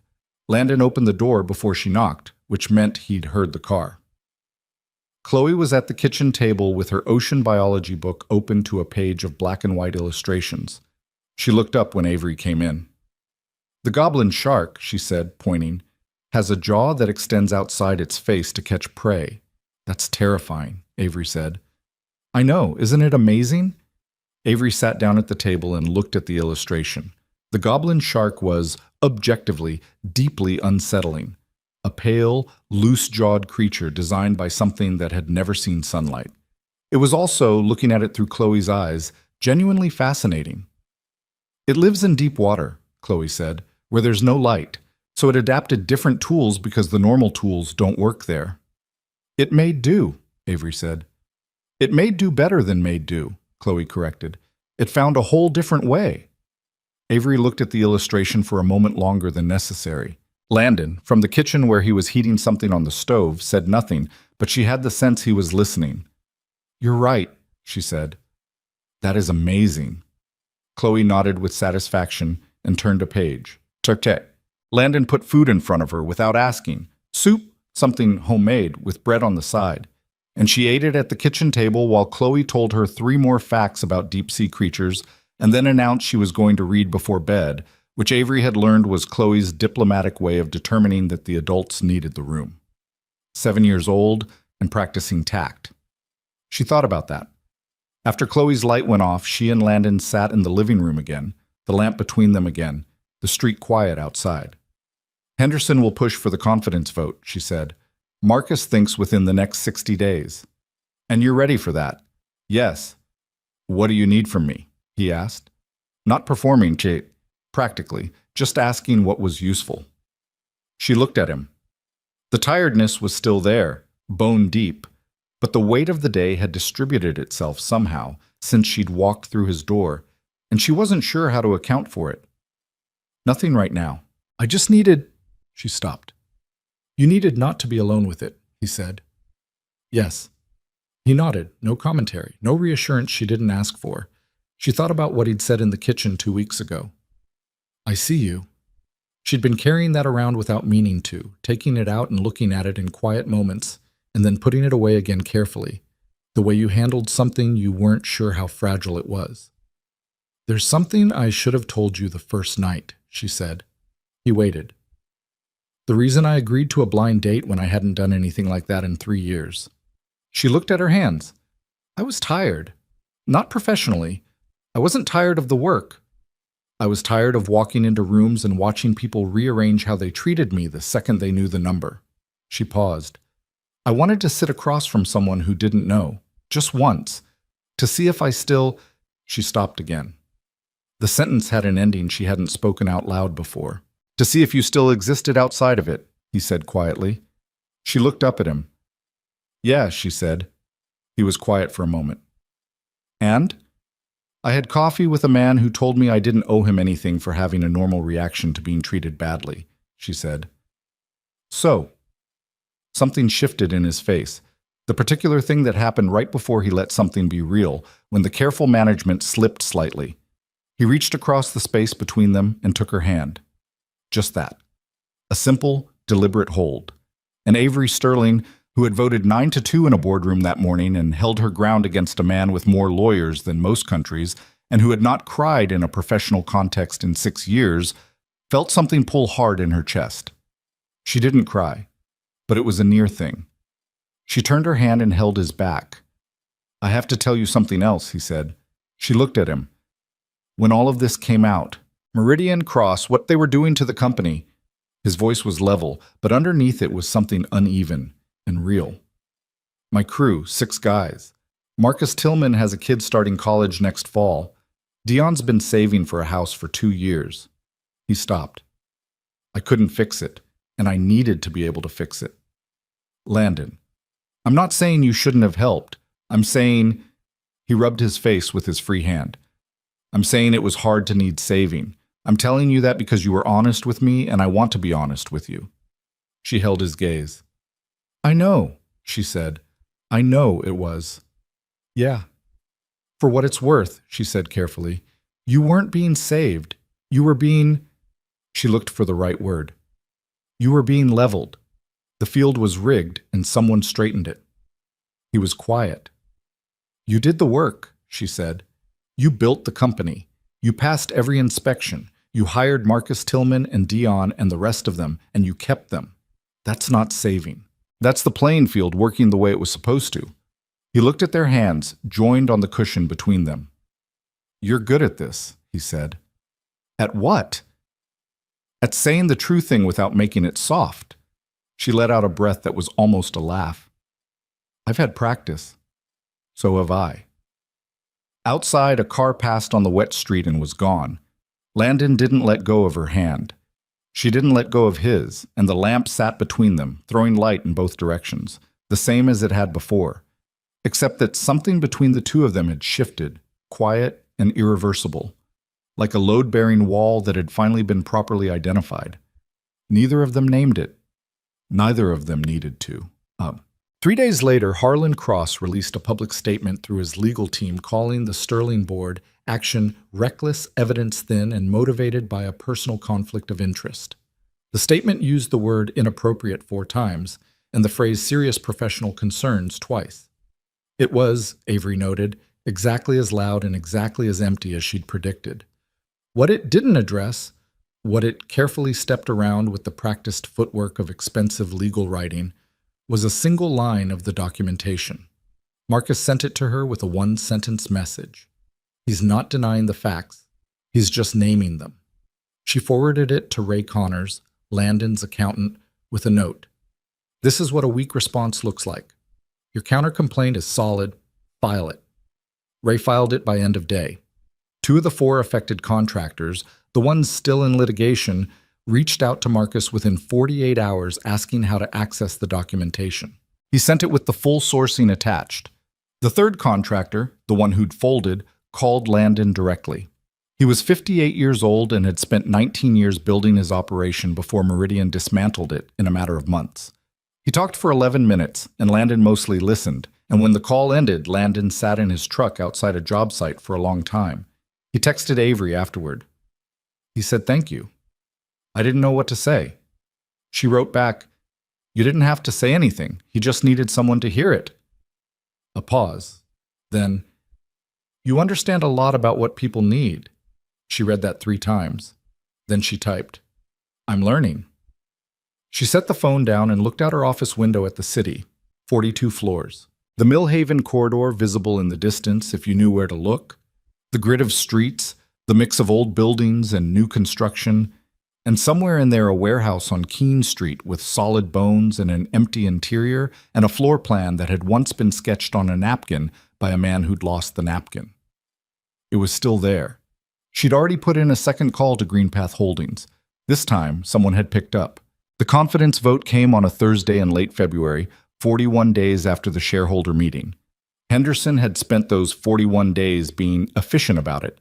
He'd worked the phones, called in favors, had lunches with board members that he didn't mention to Avery because he didn't have to. She wasn't owed advance notice of a vote, just the vote itself. She tracked it the way she tracked most things she couldn't directly control. Through the people around it, through the quality of the silences, through the specific way certain board members stopped making eye contact in the hallway. By the first week of February, she had a reliable count. Henderson had his 4. Park had moved to 5. 2 others were soft. Brennan, who was 67 and had been genuinely close to cross socially, and Webb, who cared primarily about short-term share performance and had not loved the Q1 projection conversation. That put the potential ceiling at 7. Exactly enough. She told Marcus her count on a Monday morning. "Mine is the same," he said. Brennan? Brennan had dinner with Cross's attorney 2 weeks ago. I'd call him a 6. Webb? Still soft, but the Q1 numbers came in better than the mitigation model projected. That helps. She nodded. How much better? 4% over projection. The Ellison contract filled most of the Meridian gap faster than expected. Make sure Webb sees that clearly before Thursday. I already sent it to his office this morning, Marcus said. With a note. She looked at him. What kind of note? The kind that says Q1 came in at 4% above the adjusted projection and attaches the supporting figures. He allowed himself a slight raise of his eyebrow. I've been doing this for a while. She didn't smile, but it was a near thing. What's your read on the final number? 7-5, he said. Henderson's way. Possibly 8-4 if Brennan holds, but the threshold is 7. He paused. It'll be close. She turned to the window. The city was doing February things. Gray, cold, the particular exhaustion of a month that had gone on too long. I'm not stepping down, she said. It wasn't defiance. It was just fact, stated clearly for the record. I know, Marcus said.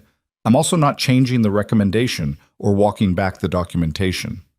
I know that too. So we go in Thursday and we count. Yes, he said. We do. She didn't tell Landon about the vote count until Wednesday night. They were at his kitchen table, Chloe in bed, the lamp on, the radiator going, and she laid it out the same way she laid everything out with him. Straight, factual, no softening and no inflation. 7-5, possibly 8-4. Henderson needed 7. She had 6 solid votes in her column and 2 she was watching. Landon listened with both hands around his tea.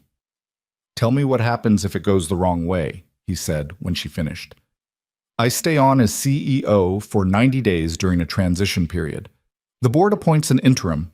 I negotiate my exit package, which is contractually defined. She said it evenly. She'd run the scenario often enough that the words had lost their texture. And Sterling Technologies? Continues to operate. It's a $4 billion company. It doesn't need me to function. She paused. I'd like to think it functions better with me, but it doesn't need me. He looked at her. Do you believe that? That it doesn't need you? I believe it's true, she said. Needing to believe something and it being true are different things. He was quiet for a moment, the way he got when he was deciding whether to say the next thing. I know what it would mean to you, he said, if it goes wrong. I just want you to know that I know. She held his gaze. It was one of the things about him that she'd stopped being surprised by and started simply being grateful for. The way he didn't rush to minimize difficult things. He didn't say it'll be fine or you'll land on your feet or any of the phrases people said when they wanted the difficult thing to be over. He just acknowledged the weight of it and held it with her. I know, she said. Thursday came cold and clear, the sky a hard February blue that had no warmth in it. Avery was at her desk by 7. She worked through 2 hours of regular business, a vendor negotiation, a product roadmap review, with the same attention she brought to everything, because the alternative was sitting with the vote, and sitting with the vote was not useful. At 9:45, she walked down 2 floors to the boardroom. The room filled the same way it always did. Henderson came in at 1 minute to 10 and took his chair without looking at her. Park sat 2 down from him.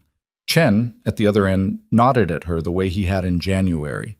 Webb came in last, 30 seconds before the hour, and his expression as he sat down was carefully neutral, which she read as uncertain, which she read as not yet decided, which she filed. The vote was the second item on the agenda, which was Henderson's doing. He'd requested the placement, and she'd let him have it, because she wasn't going to fight over meeting order. Henderson presented his case for 12 minutes. He was measured and professional and made 3 legitimate points about the pace of the Meridian decision and the Q1 exposure and the principle of board consultation before major partnership actions. He did not once reference the documentation or the 4 contractors or Harlan Cross's coordinated campaign, which was either a strategic choice or an acknowledgement that those things could not be addressed cleanly. She suspected both. When he finished, Chen spoke first from her side of the table. 4 minutes, precise, citing the Q1 overperformance, the legal soundness of the documentation methodology, and the precedent of ethical action in situations exactly like this one. Okafor followed with 2 minutes on fiduciary responsibility, which cut directly at Henderson's process argument. Avery spoke last, from her chair, without standing. I made a decision in January that I believed was right, and that I still believe is right, she said. The documentation has not been challenged on its merits because it cannot be challenged on its merits. The Q1 numbers came in better than projected. The legal exposure from inaction would have been substantially higher than the exposure from action. She looked around the table.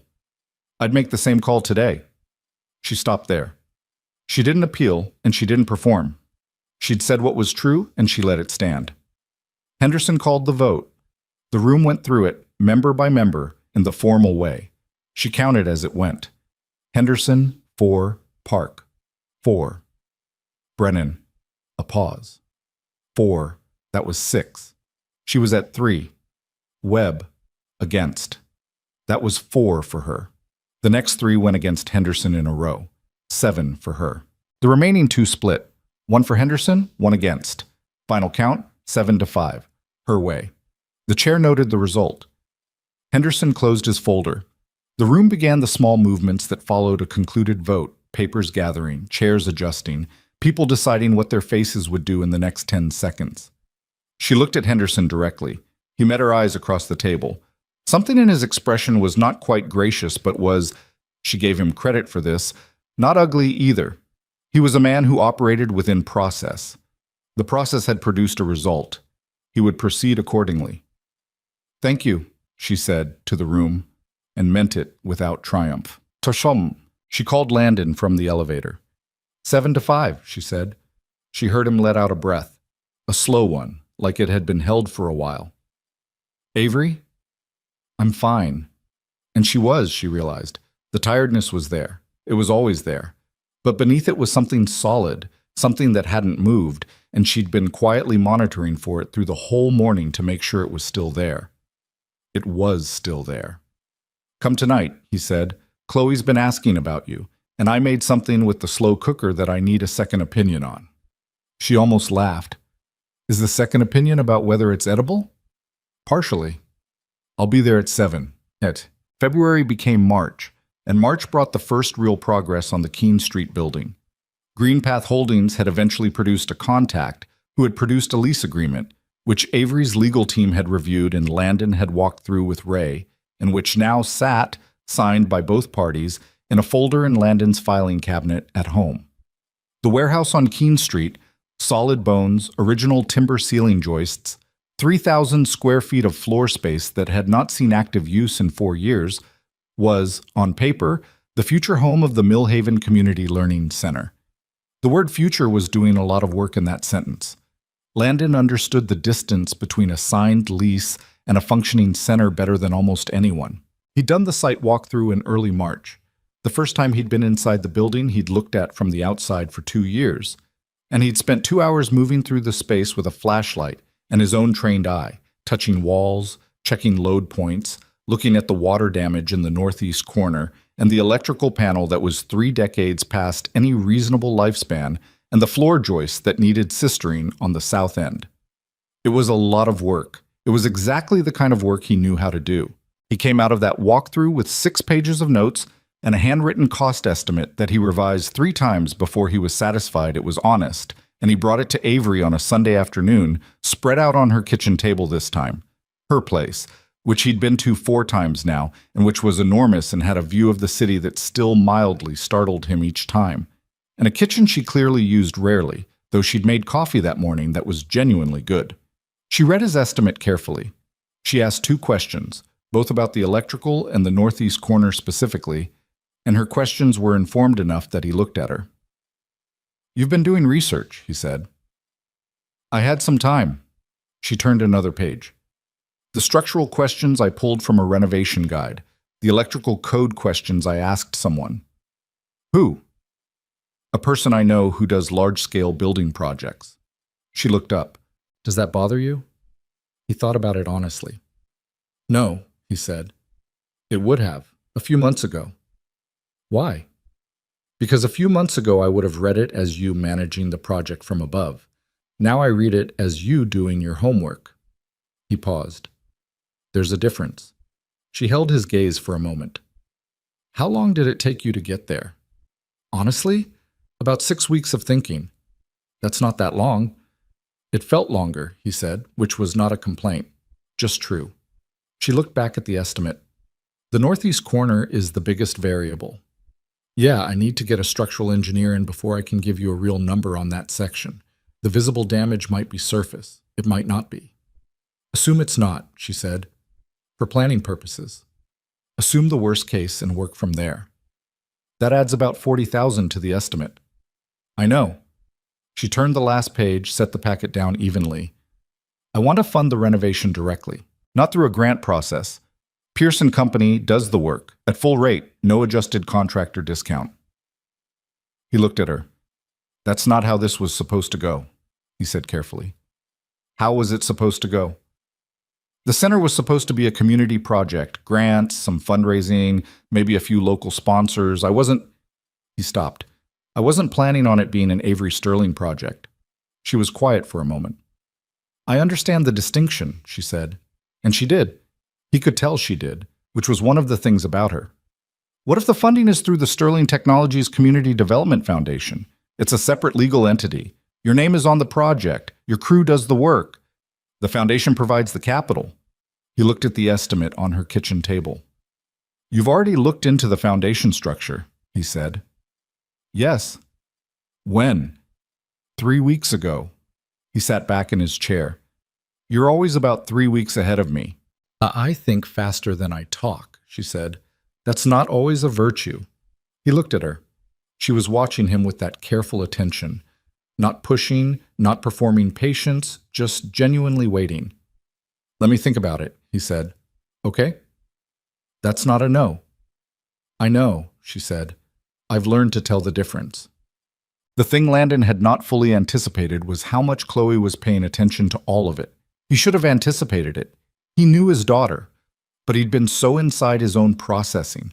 The company, the counter-complaint that Ray had now filed and which was moving slowly through the machinery of the legal system the way such things moved, the Keene Street plans, Avery, that he'd been watching Chloe in the peripheral way that parents sometimes did when they had too many things to carry at once, tracking her happiness and her homework and her shark facts without quite seeing the larger picture she was assembling on her own. The picture became visible one evening in late March. He came home from the job site later than usual. A subcontractor had miscommunicated about a delivery window, and the afternoon had cascaded from there, and found Chloe at the kitchen table with her notebook. Not the shark notebook, a different one, spiral-bound, that he hadn't seen before. "What's that?" he asked, dropping his keys on the counter. She closed it quickly. "Nothing." He looked at her. She was a bad liar, always had been. She got a specific expression when she was being evasive, a kind of studied casualness that she hadn't yet learned to make convincing. "Chloe." "It's a plan," she said with resignation. "A plan for what?" She opened it. The notebook was filled with handwriting, hers, careful and earnest, and what appeared to be a schedule with names and times, and a hand-drawn map of what he recognized, with a jolt, as the Keene Street building. The exterior of it, anyway, with arrows and labels. Kids' room here, reading corner, tables for homework. Several pages in, there was a list of names. Classmates, he realized. Her friends and their parents, teachers from her school. And next to many of the names, small check marks. "Did you already talk to these people?" he said. "Some of them," she said carefully. He looked at her. "About what?" "About the learning center." She met his eyes with the steadiness that was so distinctly hers, that straight-on look that never quite fit a 7-year-old face. "I know you've been worrying about it, the funding and the plans and all of it, and I know you and Avery have been figuring it out." She looked down at the notebook. "I just thought, if the community was already part of it from the beginning, then it would feel more like everybody's, not just—" She paused, searching for words. "Not like it got handed down. Like it grew up from people who needed it." Landon sat down across from her. He looked at the notebook, the hand-drawn map, the lists of names with their small, earnest check marks. His daughter had been conducting her own quiet operation for— He checked the first page, which had a date. 6 weeks. "You've been doing this for 6 weeks, he said. "I was waiting until I had enough to show you," she said. "I didn't want to get your hopes up before I knew it was real." Something in his chest pulled hard. He thought about what Avery had said once, about Chloe. She talks like someone who's been paying attention to much more than anyone told her to. He'd laughed at the time. He wasn't laughing now. "Chloe," he said. "I know I should have asked you first," she said. "I'm sorry for that part." "That part," he agreed. "You should have asked." He looked at the notebook. "The rest of it, the idea of it, is the smartest thing I've heard in months." She looked up. "The community being part of it from the start," he said. "That's—" He stopped. "That's exactly right." She was quiet for a moment. Then, "Can I show Avery?" "Yeah," he said. "I think you should." He called Avery that night after Chloe was in bed. He told her about the notebook. He didn't editorialize, just described what he'd seen. The map, the lists, the 6 weeks of quiet work. There was a silence on her end when he finished that was different from her usual silences, softer at the edges. "She's been doing this since February?" Avery said. "The first page is dated February 9th. That's—" Another pause. "Landon, that's a week after the board vote." He hadn't put those two dates together. He sat with it for a moment. "She was worried about you," he said. "She didn't say it directly, but she knew you were going through something hard. I think this was her way of doing something about it," Avery said quietly. "Yeah." The line was quiet for a moment, not uncomfortable, the kind of quiet that had something in it. "Can I come Saturday?" Avery said. "She said she wanted to show me." "That's why I called," he said. Saturday came rainy and cold, the last gasp of winter trying to make its presence known before March gave way. Avery arrived at 11 with a bag of groceries, which had become a habit. She showed up with food the way some people showed up with flowers, as a practical expression of something she didn't always put in words. Chloe was at the table with the notebook before Avery had her jacket off. She presented it with the focused gravity of someone delivering a proposal, which, Landon thought, watching from the kitchen doorway, was exactly what it was. She walked Avery through the map, the names, the schedule she'd drafted for the community event, a one-afternoon gathering at the Keene Street site, nothing elaborate, just people coming to see the space and feel part of something before the renovation started. Teachers, parents, families from the neighborhood. She'd even drafted a handwritten flyer which she'd shown to her art teacher, who had apparently offered to help make copies. Avery listened to all of it without interrupting. She asked 3 questions. About the date Chloe had in mind, about the families on the list who lived farthest from Keene Street, about whether she'd thought about what to do if it rained. "I have a rain backup," Chloe said immediately, producing a second page. Avery looked at the rain backup. "Chloe," she said, "this is a very good plan." Chloe visibly measured whether this was a real assessment or an adult being nice assessment. She appeared to conclude it was real. "There's one more thing," Chloe said. She turned to the last page of the notebook. It was a list. Things the Learning Center needs to be real. Number 1, building. Number 2, money for the building. Number 3, someone to fix the building. Number 4, people who will show up. She looked at Avery, then at her father. "You have the building," she said, pointing to number 1. "Avery has the money." Number 2. "Dad has the crew." Number 3. She tapped number 4. "This part is mine." Landon looked at his daughter for a long moment.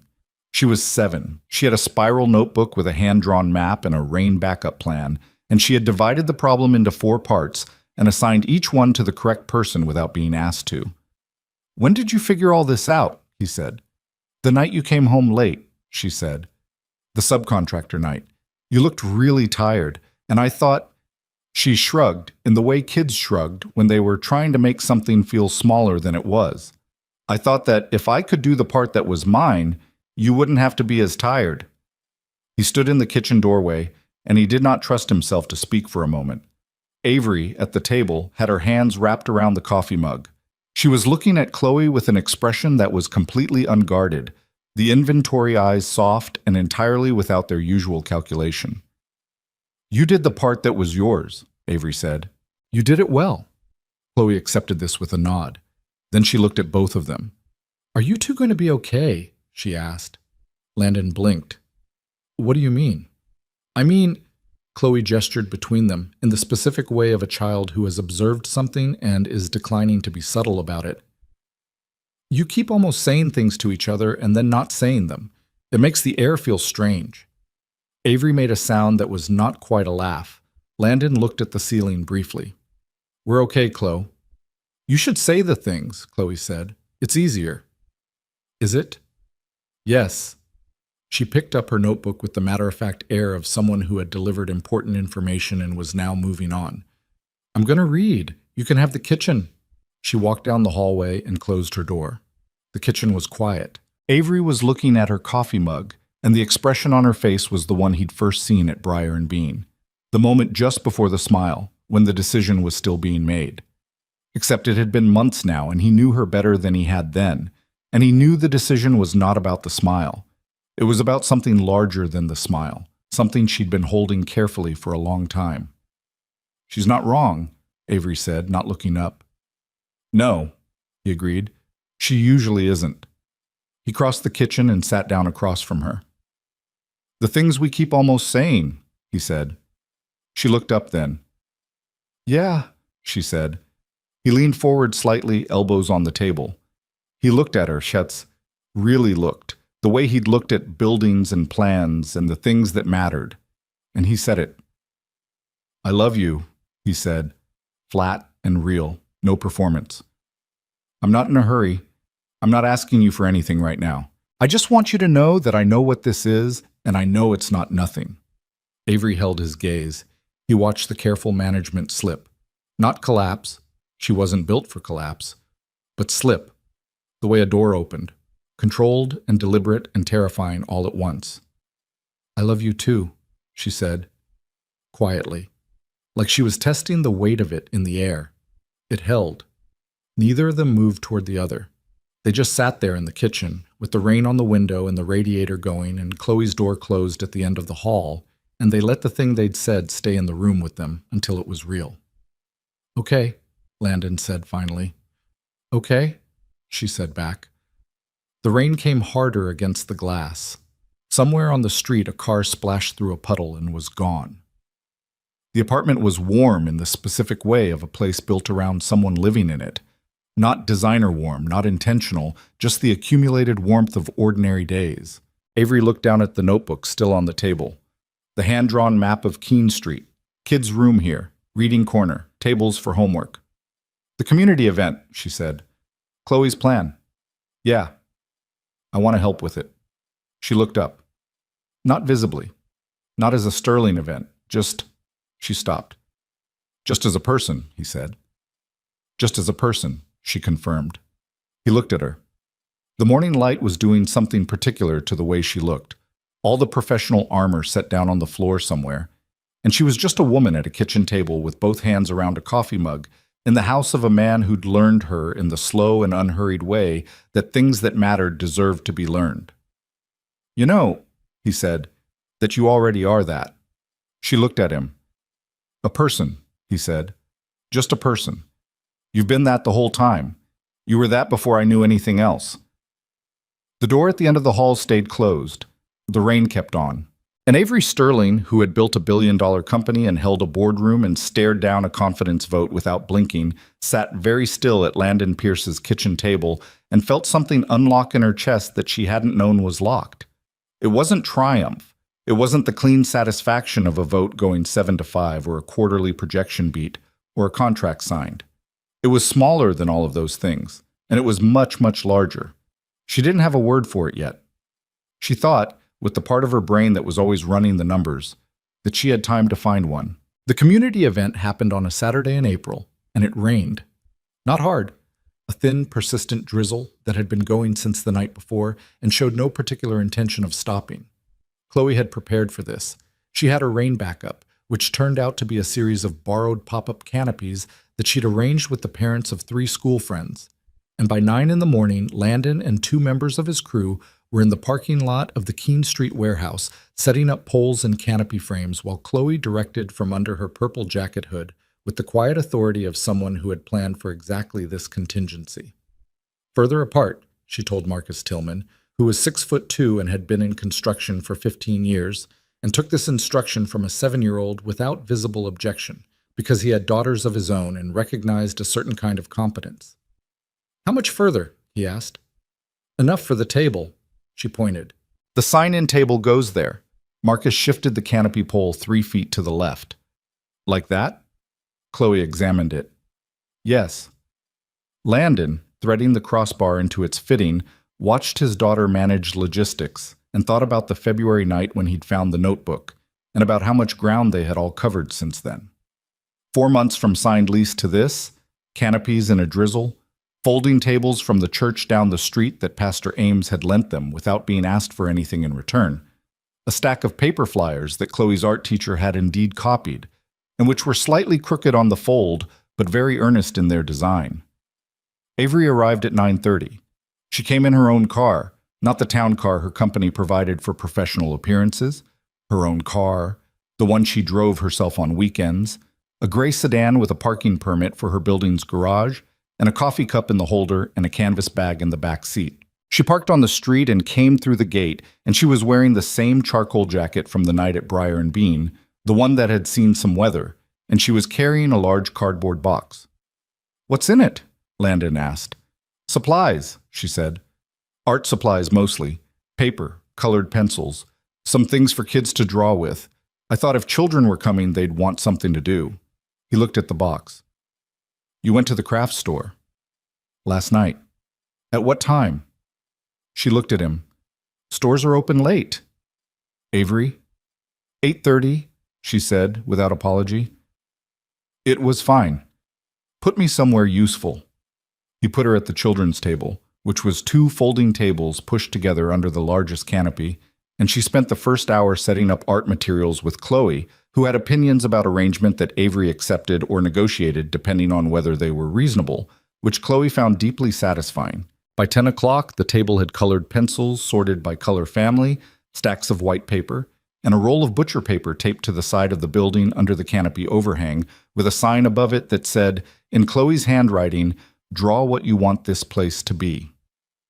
The first families started arriving at 10:15. By 11, there were 60 people in and around the parking lot. By noon, there were close to 120 Chad. Landon had expected maybe 40. He'd told Chloe 40 was a good goal, and she'd said, "I have more names than that on my list." And he'd smiled the way parents smiled when they wanted to be encouraging without setting up disappointment, the way he'd smiled when she'd said she was going to read the full ocean biology book before 5th grade, prepared to be wrong and fine with it either way. He was wrong.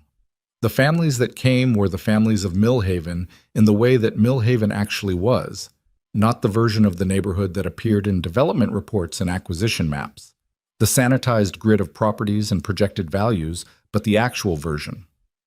The Garza family, whose kids went to Chloe's school, and whose eldest had been doing homework at the public library 3 nights a week because their apartment didn't have reliable internet. The Nguyen's, who ran the dry cleaning shop on 5th, and whose teenage son had tested into an advanced math program and had no consistent tutoring access. Dion Washington's wife and their 2 young daughters, because Dion had told his wife about the center, and she'd told neighbors, and the neighbors had come. Marcus Tillman brought his daughter, who was 15 and serious-faced, and spent 45 minutes at Chloe's art table drawing a floor plan of a library with labeled sections, and then left it on the butcher paper roll without comment. Teachers came. Avery had not expected the teachers, but 3 of them showed up, brought by the same art teacher who'd copied the flyers, and they stood in a cluster near the building entrance with cups of coffee from the folding table thermos and talked to each other and to Landon about what they were short on, what the kids in their classrooms were missing, what a space like this could do if it was built right. Landon listened to all of it. He had his notebook out, not Chloe's spiral-bound one, his own contractor's notebook, worn at the corners, and he was making notes, not building notes, people notes, what they said they needed, what came up twice, what came up 6 times. Avery watched him do this from the children's table, between helping a 5-year-old get the cap off a red-colored pencil and talking to a woman named Patricia, who had 3 kids and worked nights, and whose voice, when she described wanting a safe place for her children to do homework in the hours between school and her getting home, had a tiredness in it that was not self-pity, just reality, just the honest shape of a life being managed as carefully as possible with insufficient tools. "This space," Patricia said, looking at the warehouse building, "if it was open, if there were people here, regular people, not just a program that starts and stops." "It will be," Avery said. Patricia looked at her. "You sure about that?" Avery looked at Landon, 20 feet away, listening to the 3 teachers with his notebook open. She looked at the butcher paper roll on the side of the building, which was filling up. Drawings, words, a child's rendering of bookshelves, someone's careful handwriting that said, "A place to breathe." "Yes," she said. "I'm sure." "Yeah." The rain stopped at 1 in the afternoon as if someone had turned off a tap. The clouds didn't clear entirely. They just thinned, and the light came through pale and clean, the way spring light did when it had been held back for a while and was finally allowed through. People who had been clustered under canopies drifted out into the parking lot and the drizzle-darkened sidewalk. A few children ran in the open space near the gate, the way children ran whenever a contained space suddenly expanded. Chloe had been in motion all morning. Landon checked on her every 20 minutes or so, not hovering, just tracking, and each time he found her in a different configuration, explaining the floor plan to a group of parents, helping a small boy draw a shark on the butcher paper, sitting cross-legged on the ground with Marcus Tillman's daughter, looking at something in the notebook together. At 1:30, he found her standing near the building entrance with Avery, both of them looking up at the exterior wall. "The sign goes there," Chloe was saying, pointing at the space above the main door. "Big enough to see from the street." "What does the sign say?" Avery asked. Chloe thought about it. Millhaven Community Learning Center, she said. Then, but that's long. We can shorten it. Maybe just the Millhaven Center, Chloe said. So it belongs to the whole neighborhood, not just one part. Avery was quiet for a moment. That's good, Chloe. I know, Chloe said without arrogance. She said it the way someone said it when they'd thought about something carefully and arrived at an honest conclusion. Landon, coming up beside them, caught Avery's eye over Chloe's head. She had the expression she sometimes got when Chloe said something that landed, a kind of arrested attention, like a person who has heard something they needed to hear and is noting where it hit. He put his hand on Chloe's shoulder. You did good today, he said. She looked up at him. We did good, she said. It's not just me. The renovation started in May. Pearson Company took the warehouse on Keene Street apart and began putting it back together the right way, which was slow and expensive and exactly what the building needed. The northeast corner was worse than Landon's initial estimate. The moisture damage ran deeper than the surface showed, and 3 of the floor joists had to be replaced entirely rather than sistered. And he called Avery with the revised number on a Tuesday morning from the job site, standing in the corner in question with sawdust on his boots. How much over? She asked. He told her. Okay, she said. No hesitation. That was fast. I've been expecting it. The northeast corner always costs more than you think. You've done this before? I've funded 3 building renovations through the foundation, she said. The northeast corner always costs more. I don't know why. It's a universal law. He looked at the corner. The exposed joists, the new subfloor waiting to go down, the light coming in through a window that was currently covered with plastic sheeting. We're on track everywhere else. I know. Dion sends me photos. He stopped. Dion sends you photos. Every Friday. Progress shots. I asked him to. A beat. I didn't tell you because I thought you'd feel managed. He thought about that. I don't feel managed. Good, she said. Dion's got a good eye. He looked at the corner again. We're going to be done by September, he said. Maybe August if the electrical goes smoothly. Then aim for August, she said. Chloe's already planning the opening. Bam. He knew she was because Chloe had begun a 3rd notebook. The first was the shark one. The second was the community event plan. The third was the Millhaven Center opening, and it had been going since April, which meant it had a 4-month head start on his construction timeline. He'd looked at it once, briefly, without her permission, which he felt mildly guilty about, but not guilty enough to not look. It had a guest list. It had a seating arrangement. It had a section titled Things to Say that was organized by person: Dad, Avery, Ms. Chen from the school, 2 of the parents from the April event, with notes about what each person should cover so there wasn't overlap. It had a section on food that had clearly been influenced by the baking show, which he chose not to think about too hard. At the bottom of the last filled page, in Chloe's careful handwriting, she'd written something that he kept thinking about afterward. Not a plan item, more like a note to herself. This is how things get built. Someone imagines it. Someone makes it real. Everyone shows up. He didn't know when she'd written it. He didn't know if she'd read it somewhere or made it up. He just knew that he'd been standing in his daughter's room at 11 at night with a flashlight looking at a spiral notebook, and those 3 sentences had hit him with a weight that he hadn't been prepared for. He closed the notebook. He went to bed. He lay in the dark for a long time, thinking about Julia, not with the sharp edges that the early years had, but with the softer recognition of someone who had moved through grief honestly and arrived at a place where memory was not all loss. Julia had been funny and stubborn and had a particular laugh that he still heard sometimes in quiet rooms. She would have had opinions about Avery, strong ones probably, and mostly accurate ones because Julia had been good at people in the way that some people were just built to be. He thought about what she would have said. He thought, honestly, letting himself think it, that she would have said, "You're allowed to be happy, Landon." That was always the deal. He wasn't sure if that was her voice or his own. He suspected it was both. The legal resolution came in June.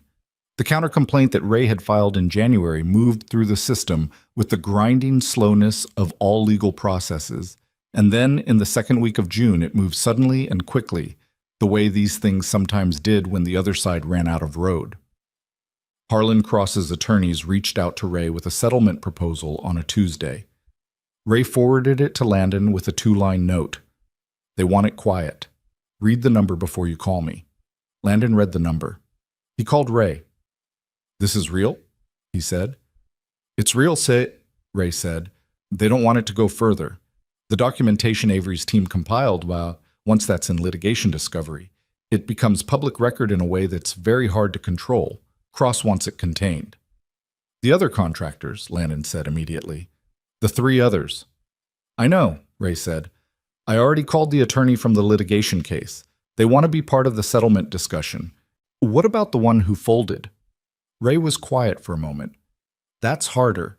His business is gone. Settlement funds can compensate, but they don't rebuild. A pause. He'll be included. The number will reflect all 4 cases. Landon sat in his truck outside the Keene Street site, looking at the building. You could see the progress from the street. New windows in, the exterior cleaned up, the main entrance framing replaced. It looked different. It looked like it was becoming something. Ray, he said. Yeah. Tell them we'll settle if all 4 contractors are included and the documentation goes into the industry oversight record regardless. Not buried, not sealed. A pause. That's going to make them push back. Let them push back. He could hear Ray writing something down. Any flexibility on the documentation condition? No, Landon said. Ray pushed back on his behalf for 9 days. Cross's team pushed back on the documentation condition specifically, which told Landon everything he needed to know about where the real exposure was. They went back and forth through intermediaries, and on a Friday morning in the 3rd week of June, Cross's attorneys accepted. All 4 contractors included. Documentation to the Industry Oversight Board, not sealed. The number, divided according to damages, was significant enough that Landon sat very still in Ray's office for almost a minute after he signed. You okay? Ray said. Yeah, Landon said. He put the pen down. 3 years ago, I didn't know if I could make payroll in December. And now, Ray said, and let that be the whole sentence. The Millhaven Center opened on the 14th of August. The electrical had cooperated. The floors were done.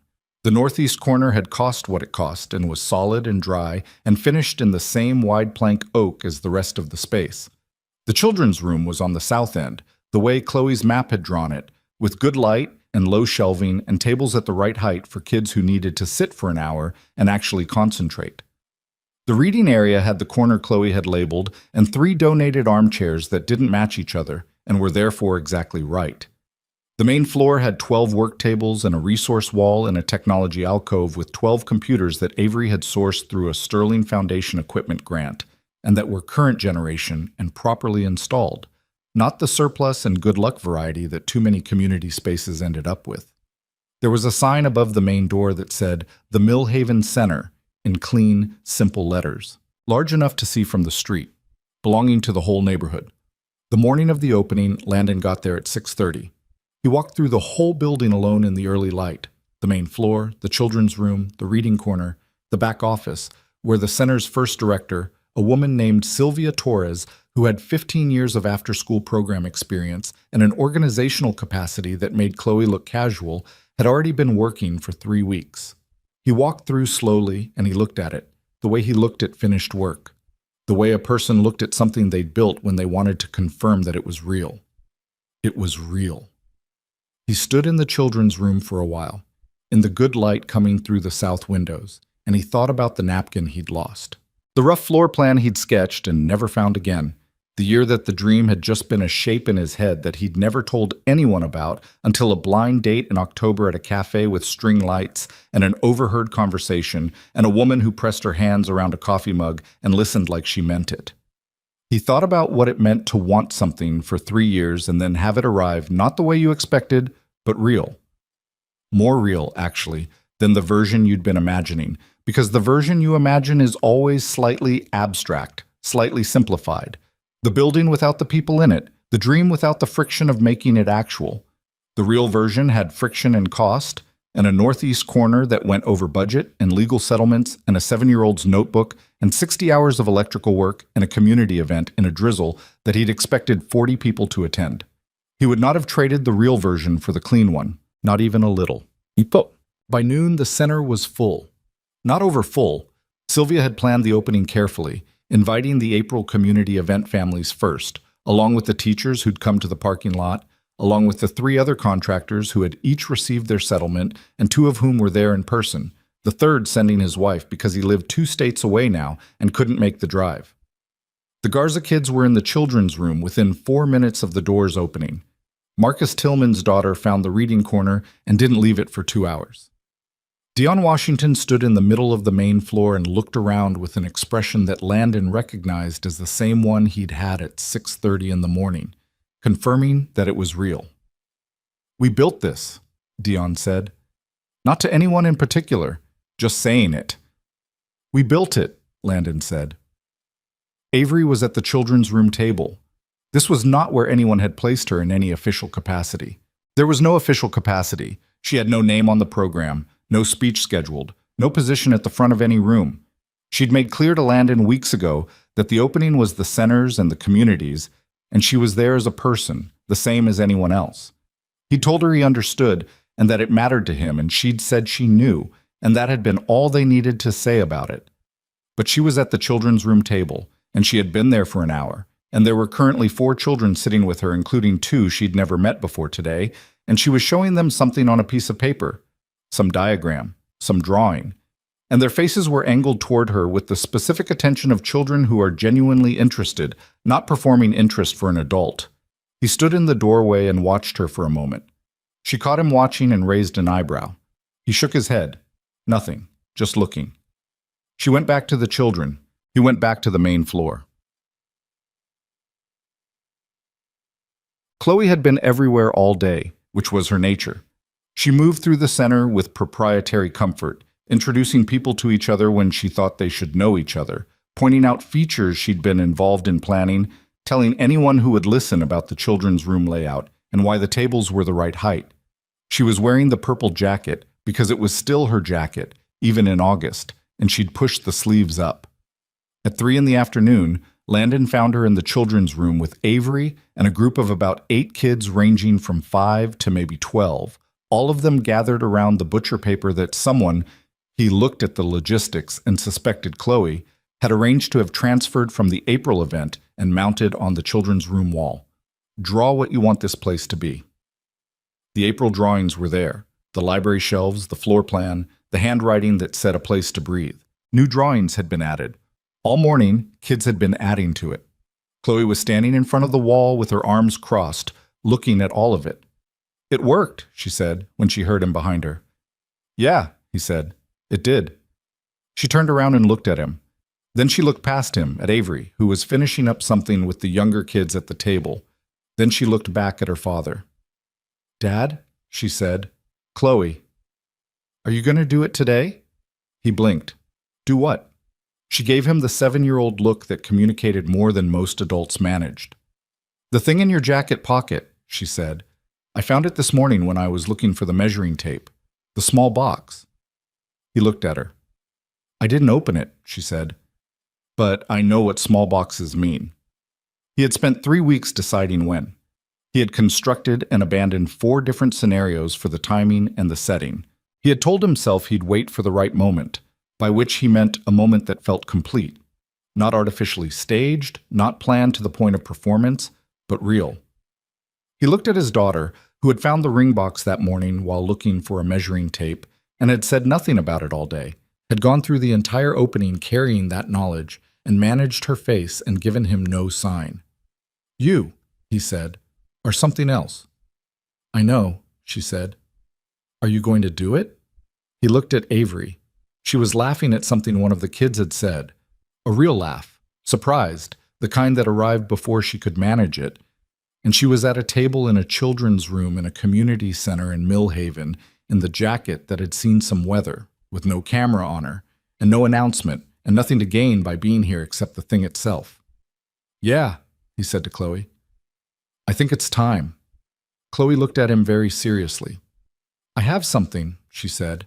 She reached into the kangaroo pocket of her purple jacket and produced a folded piece of paper. She held it out to him. He unfolded it. It was a sign, handwritten in Chloe's careful print, in the blue marker she used for important things. 4 words. He looked at his daughter. I made it last week, she said. Just in case. He waited until the afternoon had quieted slightly. The big arrival wave done, people settled into the space, a gentle hum of conversation and children's noise that was exactly what the building had been built to hold. He asked Sylvia to get everyone into the main room. She looked at him for a moment with a particular expression, then said, "Give me 10 minutes," and did it with the same organized efficiency she brought to everything. People gathered, 140, maybe a few more, without quite knowing why, but following the quiet instinct of a group that sensed something was happening. Chloe worked the children's room, moving kids into the main floor with the patient authority of someone who had managed this particular category of chaos before. Avery came through from the children's room last, slightly behind the general movement, not knowing why everyone was gathering. She found Landon at the front of the room and looked at him with the inventory eyes, doing the rapid assessment. He watched her realize. Her expression shifted, not a conclusion yet, just the approach of one. Her hands, at her sides, stilled. He crossed the room to her. Not the length of a stage, just the few feet between where she'd been standing and where he was standing, in the middle of a room full of the neighborhood that had shown up twice now when asked to. Landon, she said quietly, a question and not a question. He reached into his jacket pocket. He took out the box. And then he reached back and held out his other hand, and Chloe was there. She had been 6 feet behind him, because she was Chloe, and she had planned for this. And she put the folded sign in his hand, and he unfolded it and held it up. 4 words, in blue marker. Will you be ours? Avery read it. He watched her read it. Watched the careful management come fully undone. Not slowly, but all at once, the way something falls when it's finally allowed to. Her hand came up to her mouth. Her eyes went bright and immediate. He went down on one knee. The room had gone completely quiet. The specific, respectful silence of a group of people who understand they are witnessing something real and want to give it the air it needs. I'm not going to make a speech, he said. You'd know it was a speech. You notice things like that. He looked up at her. So I'll just say what's true. You sat across from me in a bad cafe in October and you listened like I mattered. And you've been doing that every day since. And I know who you are, and not the company, not the number, you. And I want to keep knowing you, me and Chloe both. He paused. Will you be part of our family? Avery Sterling stood in the Millhaven Center on the day it opened, and she looked at the man on one knee in front of her, and at the sign in his hand, and at Chloe beside him, watching her with dark eyes and a careful expression that was barely containing whatever was behind it. She thought, in the fraction of a second before she answered, in the space between one breath and the next, about a cafe in October, and a table of people who'd laughed, and a man who'd stood up for her without a single thing to gain. She thought about coffee going cold and text messages late at night and a spiral notebook with a hand-drawn map. She thought about a boardroom at 10 in the morning and 9 to 5 and the cold parking structure and his voice saying, "Come here," without ceremony. She thought about, "I see you," said quietly at a kitchen table, and the way it had lodged in her chest like something that had always been meant to be there. She thought about 30 years of building things and never quite building this. Yes, she said. She said it like she meant it, which she did, completely, with no reservation and no performance and no part of it withheld. The room came alive. Not in a managed way, in the real way. The way rooms came alive when something true happened inside them. People cheered and clapped, and a few of the younger children, not entirely certain what was happening but responding to the energy, added their own noise to it. Dion Washington put 2 fingers in his mouth and whistled. Marcus Tillman laughed. Sylvia Torres pressed her hand to her chest with an expression that suggested she was going to need a moment. Landon stood up. He opened the box. The ring was simple and deliberate. Not a statement, not an advertisement, just a thing chosen carefully by a man who'd been paying attention. And he put it on her finger and she looked at it, and then she looked at him. Chloe, who had been holding herself together with considerable effort for approximately 90 seconds, abandoned all restraint and wrapped her arms around both of them at once. which given the geometry of the situation meant her face was between their midsections and she didn't care at all. Landon's arm went around her. Avery's arm went around her too, and then around Landon, and the three of them stood there in the middle of the room while the noise of the community went on around them, and none of them moved to separate for a long time. There is something that nobody tells you about the life you're building while you're busy trying to survive. It doesn't announce itself. It doesn't arrive with a clear before and after. It accumulates in small things: a text message at 9:47 at night, a sleeping child in a museum cafe, a notebook with a hand-drawn map, a coffee cup turned in a slow circle. It lives in the ordinary stuff, the Tuesday evenings and the kitchen table conversations, and the drive home in the dark when you're too tired to think straight, but you think anyway. It shows up in the moments when someone chooses to stand up for you in a room full of strangers and has nothing to gain by doing it. Landon Pierce spent 3 years after Julia died believing that the best parts of his life had already happened. He was not a dramatic man. He was not given to self-pity. He just looked at the evidence as it existed and arrived at what seemed like a reasonable conclusion: that some people got their great love once, and he had gotten his. And the work now was to be a good father and build good things and not ask for more than that. He was wrong. He was specifically, thoroughly, instructively wrong. And he is glad he was wrong in a way that he has no adequate words for, and so he doesn't try to find them. Avery Sterling spent 10 years building a company that was worth more than most people would see in 100 lifetimes, and she did it by being the smartest person in most rooms and working harder than almost everyone around her and understanding with cold clarity that the world would not hand her what she wanted just because she wanted it.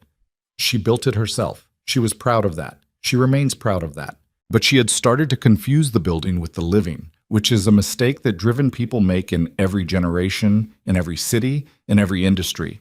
The subtle and persistent confusion between the thing you've made and the life you're actually in.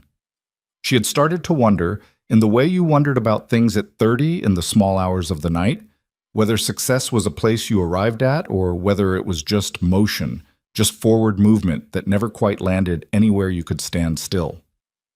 The answer, she found, was that it depended on what you were moving toward. A small construction company owner with calloused hands and tired eyes, and a daughter who knew things about sharks, and a dream sketched on a napkin he'd lost. She hadn't been moving toward him. She hadn't known he existed. But she'd been moving toward the version of herself that could sit across from someone like him and be seen plainly, not as a title or a balance sheet, but as a person in a charcoal jacket who held her coffee cup with both hands and listened and was, occasionally, terrified. That's the version of herself she'd been building all along, underneath the company. She just hadn't known it. 1 year later, the Millhaven Center had 847 registered students, 14 after-school programs, a summer intensive that had filled its waitlist in 4 days, 3 full-time staff and a volunteer roster that Sylvia managed with the organizational precision she brought to everything. The northeast corner, fully repaired, was the children's reading nook.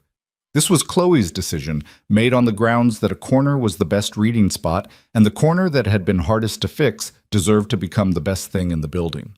Nobody had a strong argument against this logic. Landon managed the facilities and the ongoing renovation partnerships. The center had expanded its scope to include 2 adjacent properties that the Sterling Foundation had acquired, a longer-term project that would double the floor space by the following year.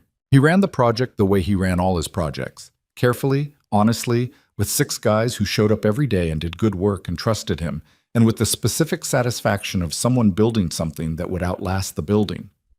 Avery funded the scholarship program, 312 children across the city receiving educational support in the first year, the number growing. And she sat on the center's advisory board in a capacity that was exactly that, advisory. She gave input when asked. She did not run the room. This had required some adjustment because she was who she was. But she had gotten better at it, and Sylvia occasionally caught her eye across the advisory table in a way that said, "You're doing well," and she accepted that with more grace than she would have a year ago. Henderson retired from the Sterling board in the spring, 2 months after the annual report showed year-over-year growth of 14%. His retirement statement was professional and contained no bitterness, which she respected.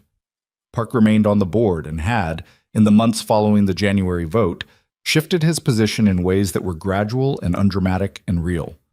This was how institutional things changed, not in declarations, but in the accumulation of small reorientations. Harlan Cross settled a civil complaint from the Industry Oversight Board in late spring. The settlement was not made public in its entirety, but the documentation remained in the industry record.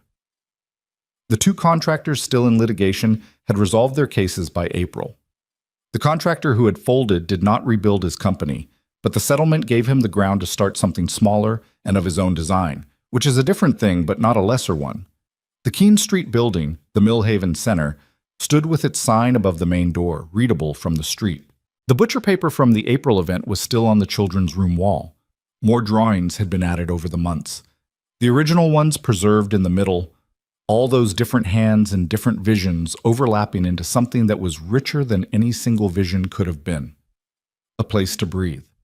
Someone had written that, at the April event, in careful handwriting. It was still there. On the afternoon of the center's first anniversary, after the speeches and the tours and the children's program that Chloe had been planning in Notebook 3 since February, which came off with only one logistics problem that Sylvia solved in 6 minutes. After all of it, after the last families had filtered out into the warm August evening, the three of them stayed. Landon and Avery and Chloe in the children's room, in the good light from the south windows. Chloe was at the table with her notebook, the fourth one, which had started at some point in the spring and which Landon had not looked at and was not going to look at, writing something with focused attention. Avery was beside Landon, her shoulder against his, looking at the butcher paper wall. The ring on her hand caught the light in a small, ordinary way. "Are you happy?" he asked. Not performing the question, just asking. She looked at the wall, the drawings, the words, the layered evidence of people showing up and adding something and leaving it for whoever came next. "Yes," she said, the same way she'd said yes a year ago, without reservation, without performance, completely. He put his arm around her. Chloe looked up from her notebook, assessed the situation, and returned to her writing with the air of someone who had seen everything she needed to see. The light held. The building held. And in the children's room of the Millhaven Center on a warm August evening, a man who had stopped believing in more and a woman who had confused building with living sat together in the good light and were, simply and completely, home. That's not a small thing. In a world that moves fast and rewards the loud and the visible and the numbered, in a world where what you're worth and who you are get confused so often that most people stop noticing the difference. In that world, to find a person who sees you plainly and stays anyway, to build something that belongs to more than just you, to have a child look at you with dark eyes over a spiral notebook and say, "This is how things get built," that is not a small thing. It is, in fact, everything.